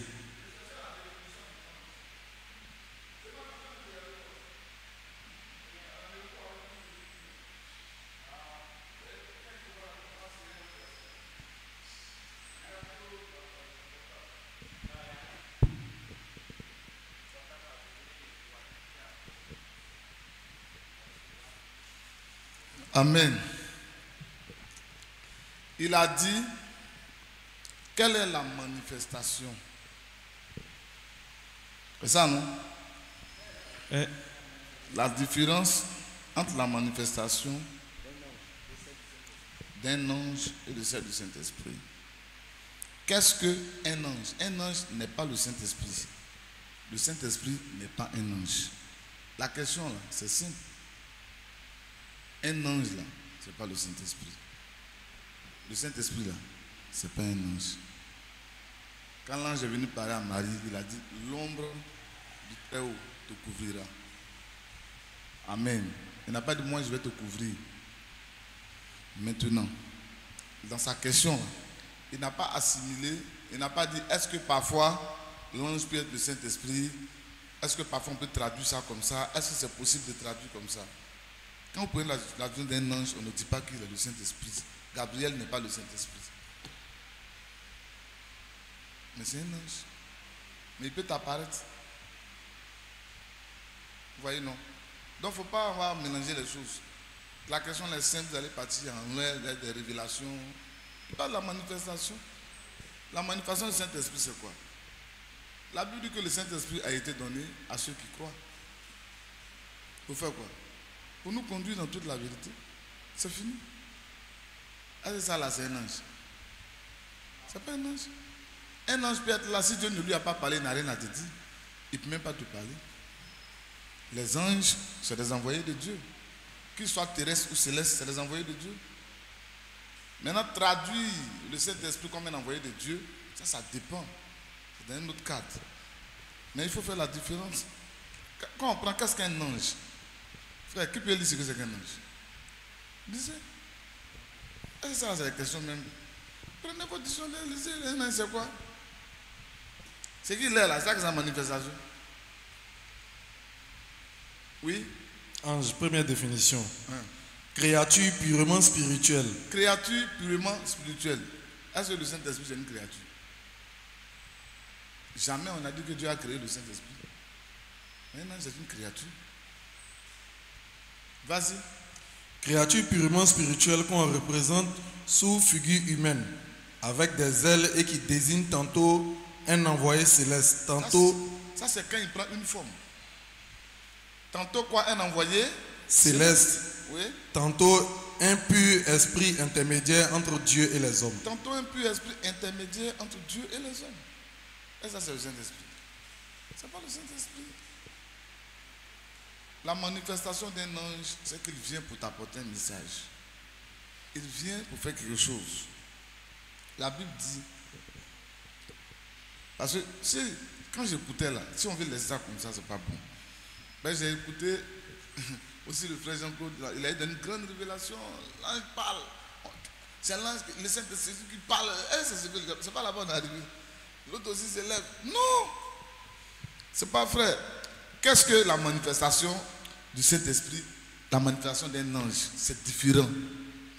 La manifestation du Saint-Esprit et de l'ange là, c'est différent. C'est différent. C'est différent. C'est très différent. Hein? C'est très... Même la manifestation des 9 dons, c'est pas le Saint-Esprit. Ça n'a rien à voir. Ça, c'est le 9 dons. Tu peux manifester ça sans avoir le baptême du Saint-Esprit. On a eu l'enseignement, non? Il y a des gens qui parlent, mais ils n'ont pas le Saint-Esprit. Ils donnent un message, mais on a dit que c'est quoi? C'est l'onction. On peut englober cela dans l'action de l'esprit. Mais est-ce que quand un ange vient, un ange vient, est-ce qu'il te fait parler en langue? Jamais un ange fait parler en langue. C'est lui-même quand il s'exprime, c'est le langage des anges, s'il faut. Et Dieu donne la capacité de l'entendre. Mais l'ange ne vient pas pour que quelqu'un parle en langue.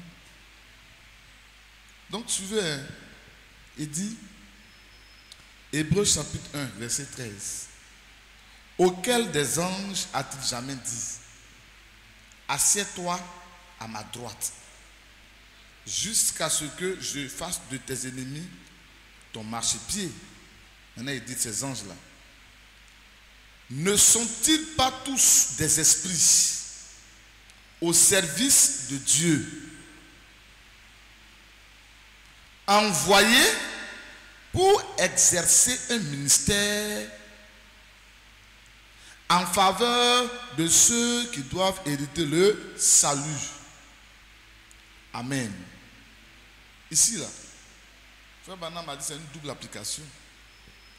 Ici, on peut l'attribuer à un ange terrestre qui vient faire quoi?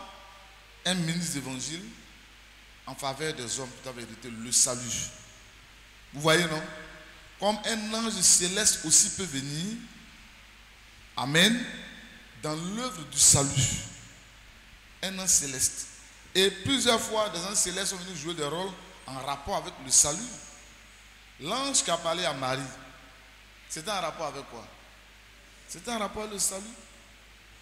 C'était en rapport avec le salut. Parce qu'elle devait accoucher comment on appelle, tomber enceinte. Amen. C'est un rapport, tu seras enceinte et cet enfant-là, c'est lui qui va sauver, c'est lui qui va sauver. Est-ce qu'un ange n'a pas parlé à la maman de choses, comment il s'appelle? Samson. Et l'ange lui a dit, tu seras enceinte et c'est ton enfant-là qui va faire quoi? Qui va commencer à délivrer Israël. C'était le salut. Il va commencer la délivrance. Vous voyez, non? Ça, c'est pas le Saint-Esprit. Le Saint-Esprit, la Bible dit que vous recevrez le Saint-Esprit, il vous conduira dans toute la vérité. Vous voyez? Donc là, maintenant, la manifestation du Saint-Esprit dans une église, ce n'est pas le parler en langue. Le véritable Saint-Esprit ne vous fait pas parler en langue pour vous laisser dans un faux enseignement. Le véritable Saint-Esprit, quand il vient, c'est pour vous éclairer dans l'enseignement de la parole de Dieu. Ça, c'est pas un ange qui fait ça. Un ange ne peut pas faire ça. Et les anges ne sont pas des prédicateurs. Ce ne sont pas des prédicateurs. Maintenant, tu peux ne pas comprendre une écriture et Dieu peut envoyer un ange. Ça, c'est Dieu qui envoie un ange pour te faire comprendre cette portion d'écriture-là. Mais l'ange ne vient pas en tant que prédicateur. Il vient en tant que en tant que quoi? On dit commissionnaire. Hein? Candia. Celui qui a une commission, c'est quoi? Donc il vient en tant que commissionnaire. Parce qu'il a une commission. Dans sa commission là, c'est comme Daniel. Daniel est en train de lire un livre. Et il veut comprendre certaines parties. Qui est venu? C'est l'ange Gabriel qui est venu. Et il a dit à Daniel, cette écriture-là, tu ne peux pas la comprendre. C'est scellé pour le jour de la rédemption. Amen. Mais auparavant, c'est scellé pour chose, le temps de la fin. Amen. Mais lui dit c'est scellé. Mais est-ce que l'ange l'a pu expliquer? Mais il dit quoi? Je suis venu te dire que c'est scellé. On m'a dit de venir te dire que c'est scellé. C'est fini. Il dit que c'est scellé. Il ne connaît pas l'explication. Ça, c'est sa commission. Mais si c'est le Saint-Esprit, il va expliquer ça. Le Saint-Esprit, il vient pour expliquer. C'est en cela qu'on dit non, celui qui a la chair, il est le Saint-Esprit. Maintenant, ce n'est pas tout prédicateur qui est le Saint-Esprit. Non. Tu es le Saint-Esprit quand tu as la capacité d'expliquer l'Écriture. Mais si tu n'as pas le Saint-Esprit, que tu as la chair, tu peux pas expliquer. Est-ce que vous pouvez me dire que les prêtres catholiques là, c'est eux le Saint-Esprit? C'est pourquoi il ne faut même pas aller loin. Le Saint-Esprit là, son rôle et sa manifestation, c'est de nous conduire dans la vérité. Qu'il soit dans une sœur, qu'il soit dans un frère. Quand il vient là, c'est pour nous expliquer la Bible. C'est lui qui nous fait comprendre la Bible. C'est le Saint-Esprit qui nous fait comprendre la Bible. C'est son rôle. C'est avec le Saint-Esprit qu'on prêche. C'est avec le Saint-Esprit qu'on donne la révélation de la parole. C'est tout. Mais les anges, dans ce domaine-là, ce n'est pas des prédicateurs. Et ils viennent avec commission. On lui parle de quelque chose. Il ne sait même pas de quoi il s'agit. Tu vois, non? Il y a un monsieur qui est en train de prier dans la Bible. Il y a un ange qui est venu lui dire, ce n'est pas la peine de continuer de prier. Parce que Dieu, il a désiré de le tuer. Il va tuer les gens, ce n'est pas la peine. C'est les anges là, ils viennent pour la commission. On les envoie. Est-ce que vous comprenez? C'est pourquoi nous, notre rôle ici-bas est aussi plus grand que celle des anges. Notre travail est aussi. Parce que nous, non seulement on a une commission, mais nous révélons même l'écriture par le baptême du Saint-Esprit. C'est pourquoi Frère Bandam dit que quel est l'ange qui est puissant? Celui qui vient du ciel ou celui qui est sur la terre? Et l'ange dit que c'est l'ange qui se tient où ça? À la chair, qui est plus puissant que l'ange qui vient du ciel. Pourquoi? Parce que l'ange qui vient du ciel, il fait quoi? Il a d'abord une commission que Dieu lui donne et il interprète encore quoi? la parole de Dieu, c'est son rôle. De l'Apocalypse, de la Genèse à l'Apocalypse. C'est un enseignant. Mais l'ange du ciel, tu vois un peu, c'est pas un enseignant. Hein? Il a fait don aux hommes, pas aux anges. Les hommes comme apôtres. Aucun ange ne vient en tant qu'apôtre, prophète ou quoi que ce soit. Il vient en tant que... Alors que nous sommes des anges avec des commissions, apôtres ici. Donc on est au-dessus. Maintenant, les miracles qu'ils font là, nous aussi on fait les miracles. Parce que celui qui leur donne de faire ce miracle-là est celui qui travaille avec nous, qui peut nous donner aussi de faire ces miracles. C'est pourquoi nous sommes plus puissants qu'eux. Un ange peut venir et puis il ne peut pas faire de miracle parce que il ne lui a pas été donné de faire. Je ne sais pas si tu comprends. Les anges ne font pas des choses par eux-mêmes. C'est des serviteurs. Un serviteur ne fait pas des choses par lui-même. Ni moi, ni eux. Mais nous avons une fonction plus élevée qu'eux. Qui n'a pas compris, les sœurs? Qui n'a pas compris? Frère Jacob, c'est bon? Merci.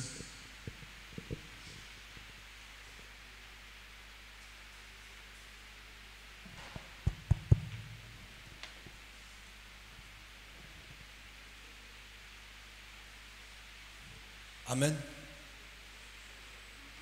Oui, dis. Oui, allons-y. On a la prière aujourd'hui, hein, n'oubliez pas. Vas-y. J'ai très bien compris l'explication. Maintenant, j'ai une autre question qui vient dans ma tête.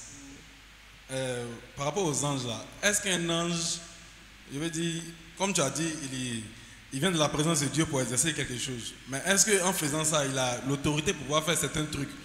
Exemple de l'ange Gabriel qui est apparu au papa de Jean-Baptiste.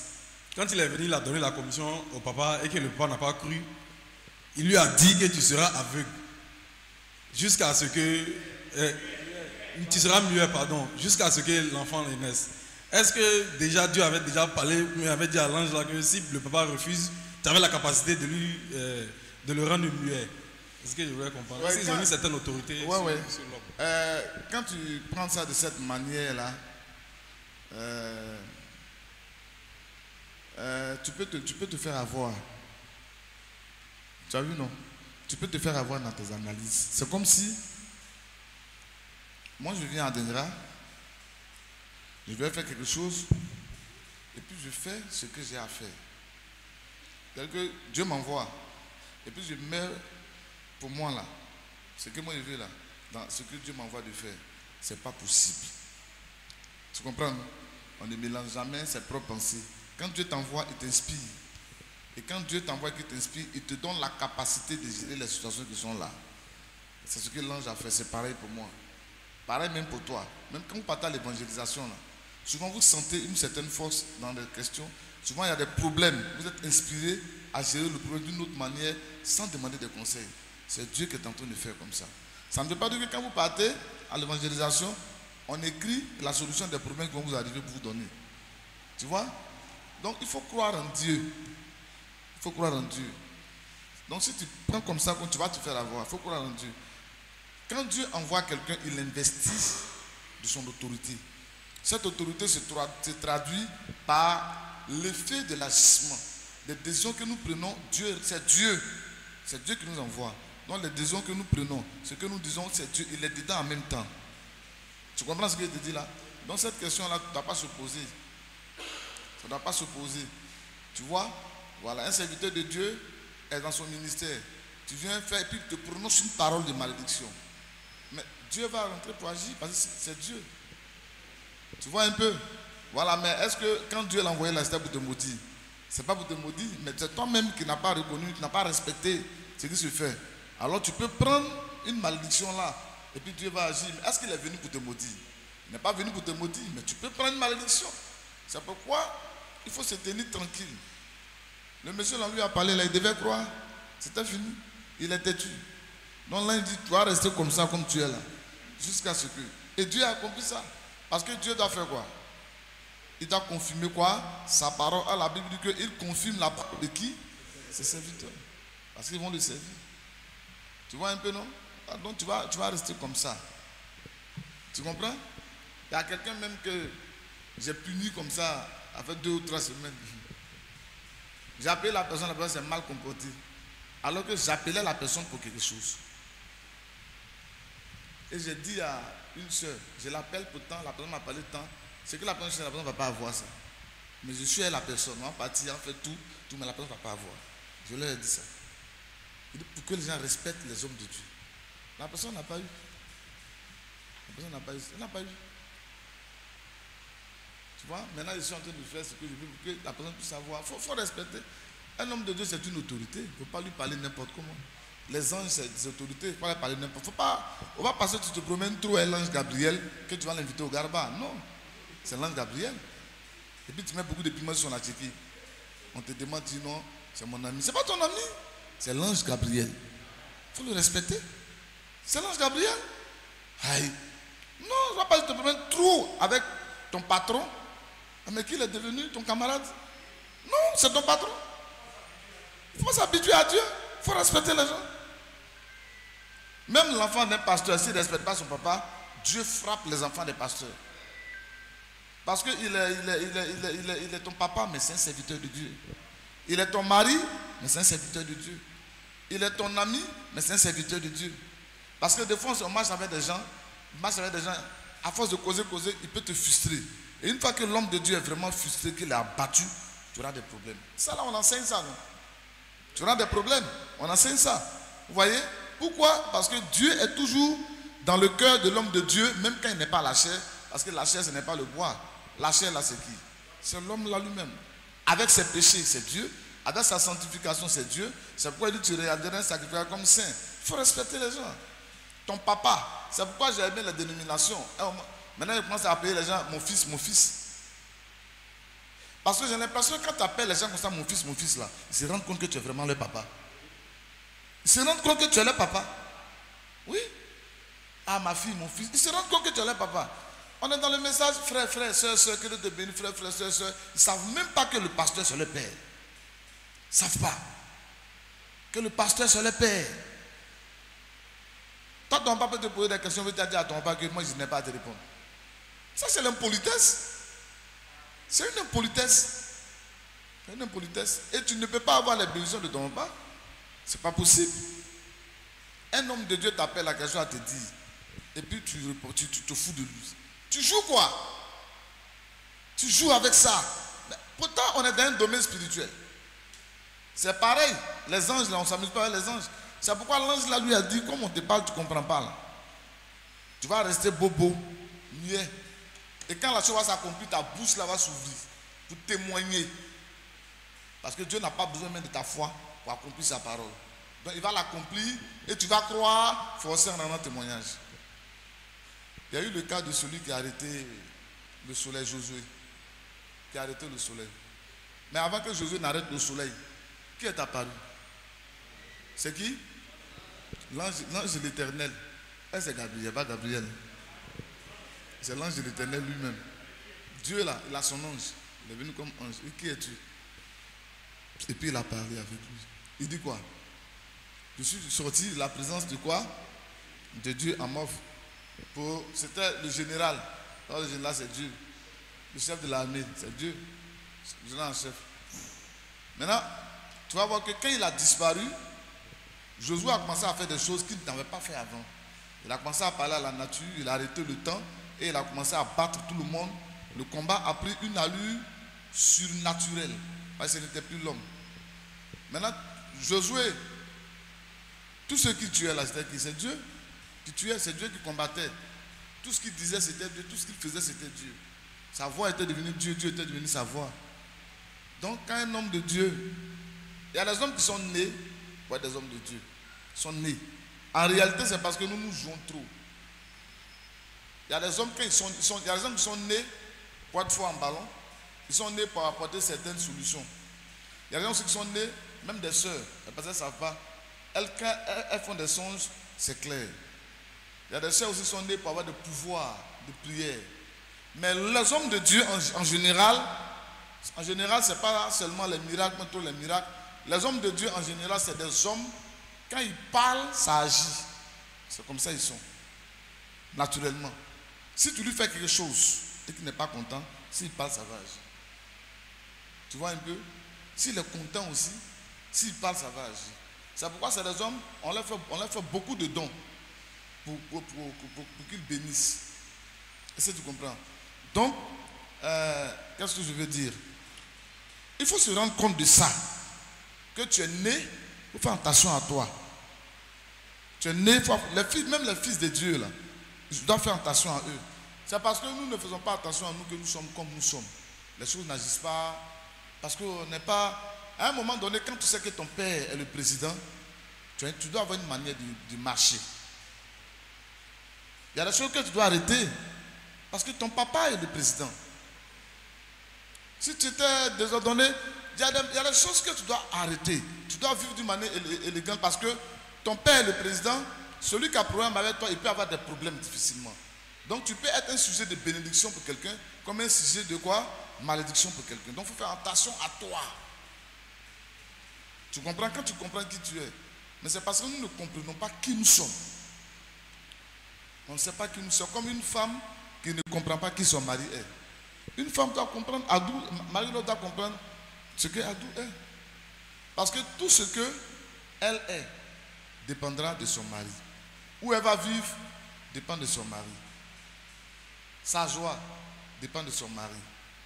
Est-ce que vous comprenez? Son honneur dépend de son mari. Mais tout ce que le mari est ne dépend pas de sa femme. Mais c'est tout ce que la femme est qui dépend de quoi? De son mari.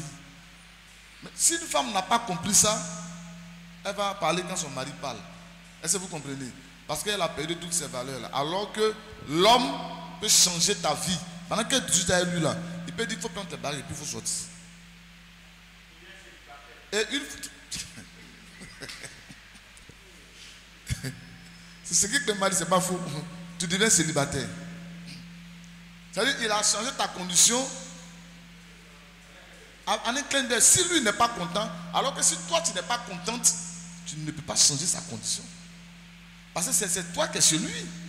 Ah, même si on est chez nous, on est marié, on est chez nous. Mais on est chez nous aussi longtemps que tu es soumise à la condition. Sinon, lui, il peut te dire il faut sortir d'ici. Donc, le problème, c'est qu'on ne respecte plus les valeurs. Tu comprends un peu? On doit se respecter. On doit connaître notre place et on doit savoir je suis né pourquoi. Je suis né pourquoi? Je suis né pour être un chef. Je suis né pour parler sur la vie des gens. Je suis né pour être une porte ouverte pour les gens. Tu comprends? Mais il y a des gens aussi qui sont nés pour faire du mal, comme Caïn. Il est né pour faire du mal. Hein? Judas Iscariote est né pour faire du mal. Parmi les enfants du roi, là, Absalom, il était né pour que son papa paye ses péchés par lui. Il est né pour faire du mal. Mais il y a des gens qui sont nés pour être une porte ouverte. Ils sont nés pour une bénédiction. Jésus dit, je suis la porte. Vous voyez, celui qui passe par moi. Il est né pour ça. Donc, pour dire que cet ange-là n'a pas fait ce qu'il voulait. Si l'ange faisait ce qu'il voulait, Dieu n'exauce pas ce qui n'est pas sa volonté. Tu comprends? Voilà, on est investi de certaines choses. Moi, je peux être là, je peux ne rien voir. Mais tu peux faire quelque chose. Comme je suis un homme de Dieu et que tu doutes, tu peux faire quelque chose que je ne suis pas là. Je n'ai jamais été là. Et puis je vais te dire ce que tu as fait. Tu vois? Je vais te dire ce que tu as fait. Ça tombe sur moi, ça arrive, je ressens des choses, et puis je te dis ce que tu as fait. Ça, c'est les hommes de Dieu. Les hommes de Dieu ont toujours quelque chose quand même. Dieu montre toujours aux gens, il rappelle toujours les gens à l'ordre. Il dit, faites attention, c'est mon serviteur. Faites attention, c'est mon serviteur. Toi-même, tu te demandes, mais comment il peut savoir ça? Comment il a pu savoir? Comment ça s'est fait? C'est tout simplement parce que c'est un serviteur de Dieu. Dieu révèle des secrets à ses serviteurs. Dieu révèle des secrets à ses serviteurs. Il peut le faire aux soeurs, aux frères, à tout le monde, mais Dieu révèle des secrets à ses serviteurs. Il le fait. Il le fait. Il le fait. Voilà, donc, c'est comme ça fonctionne. Je ne sais pas comment je vais te dire. Jacob, tu as quelque chose à dire? Frère, tu n'as rien à dire. Quelqu'un veut dire quelque chose sur ça? Non, c'est eux qui vont répondre. Moi, comme il y avait un peu la différence comme ça, c'est pourquoi j'étais venu dire. Parce que c'était important. Mais j'ai vu que le frère il partait loin. Le Saint-Esprit n'est pas. Comment on appelle? Ange n'est pas Saint-Esprit. Les deux n'ont pas le même rôle. Oui, frère Michael. Amen. C'est la sœur Augustine qui pose cette question. Elle dit, elle veut savoir si la prière de l'aurore est biblique. Et elle veut savoir c'est quoi la prière de l'aurore. Est-ce que la prière de l'aurore est biblique?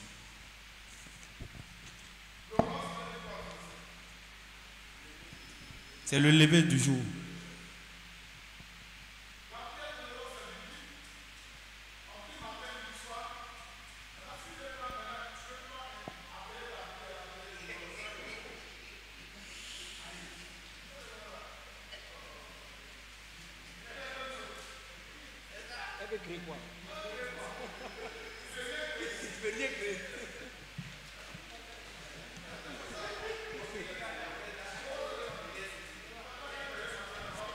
Jean-Claude, tu as une réponse?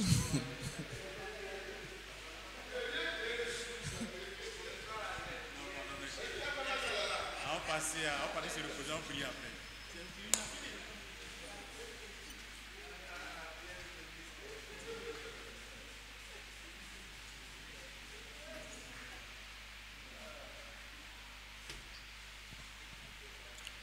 Ma bien-aimée sœur Augustine, ta question est opportune, tout simplement parce que tu voudrais réellement comprendre quelque chose. C'est bien. Comme la Bible aussi a dit de prier en tout temps, la prière de l'aurore, la prière du soir, la prière de l'après-midi, tout va dépendre des dispositions dans lesquelles tu vas te mettre pour prier. Comme le frère Branham nous le dit, il dit Dieu écoute la prière de tout homme, pourvu seulement que la personne soit dans les bonnes dispositions. Donc n'attends pas une certaine tenue du soleil ou même de la lune pour avoir une position de prière. Là, ça devient maintenant de l'idolâtrie. Tu comprends un peu? Voilà. Mais dès l'instant où tu te sens inspiré, tu peux réellement faire tes prières, pourvu seulement que tu sois dans les conditions. Dans les dénominations, ils ont parlé réellement de la prière, de la nuit. Quand tu pries la nuit, tu es plus exaucé que quand tu pries matin, tu es plus... Tout dépend des dispositions. Donc il n'y a pas réellement une heure particulière où Dieu t'attend. Pourvu seulement que tu sois dans les conditions, Dieu est prêt à nous exaucer. Amen. On va se tenir debout.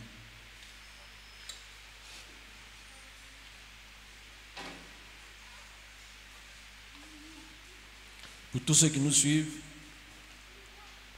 juste après ce temps de questions-réponses, nous avons un temps de prière. Donc nous allons dire merci à Dieu pour cette première partie. Élevons la voix et prions le Seigneur.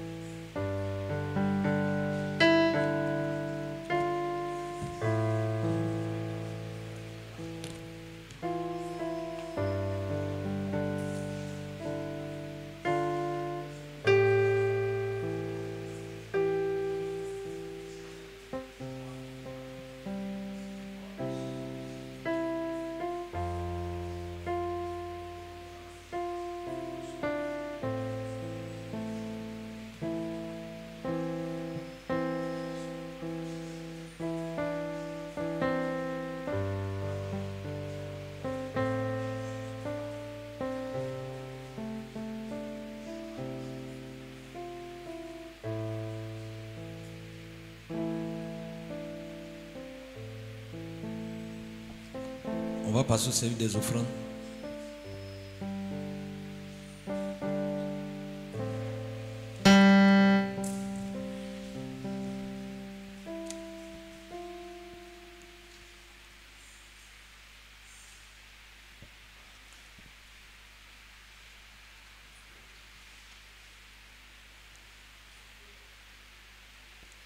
Quand la Bible ici-bas illumine nos pas. De sa gloire, Dieu vient nous remplir. Quand je veux, c'est qu'il veut. En son nom, je le peux. Simplement, il faut croire, obéir. Croire, obéir, pour que Dieu puisse ouvrir les écluses célestes. Il faut croire, il faut, oh, pour que Dieu puisse ouvrir céleste. Oui, veux-tu la liberté, le bonheur, la santé, que ton seul but soit de le servir, car l'esprit n'est dormi, avec la joie, la paix, car celui qui veut croire, il faut, oui, pour que Dieu puisse ouvrir plus céleste. Il faut croire, obéir, Dieu puisse ouvrir céleste.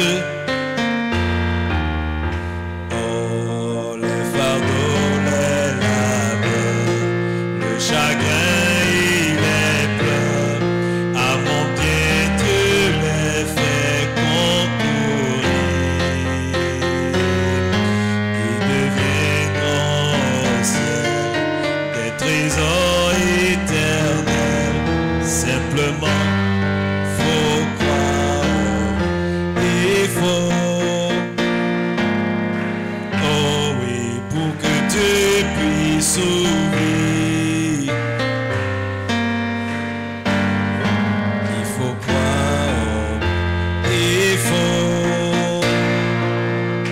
Oh, pour que Dieu puisse ouvrir, il faut croire, obéir. Nous pouvons dépasser nos incapacités au dessein éternel, nous ouvrir de nouveaux horizons, une vaste moisson.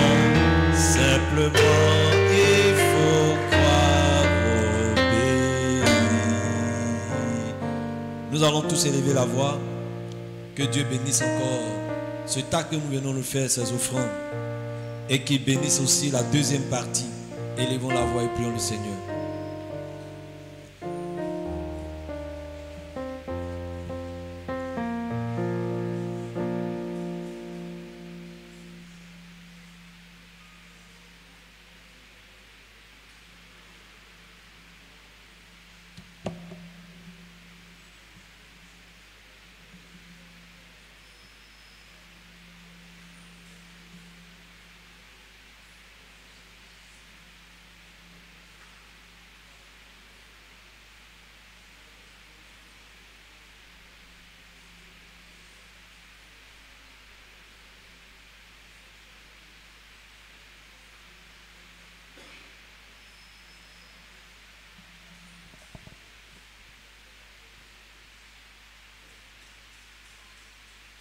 Amen.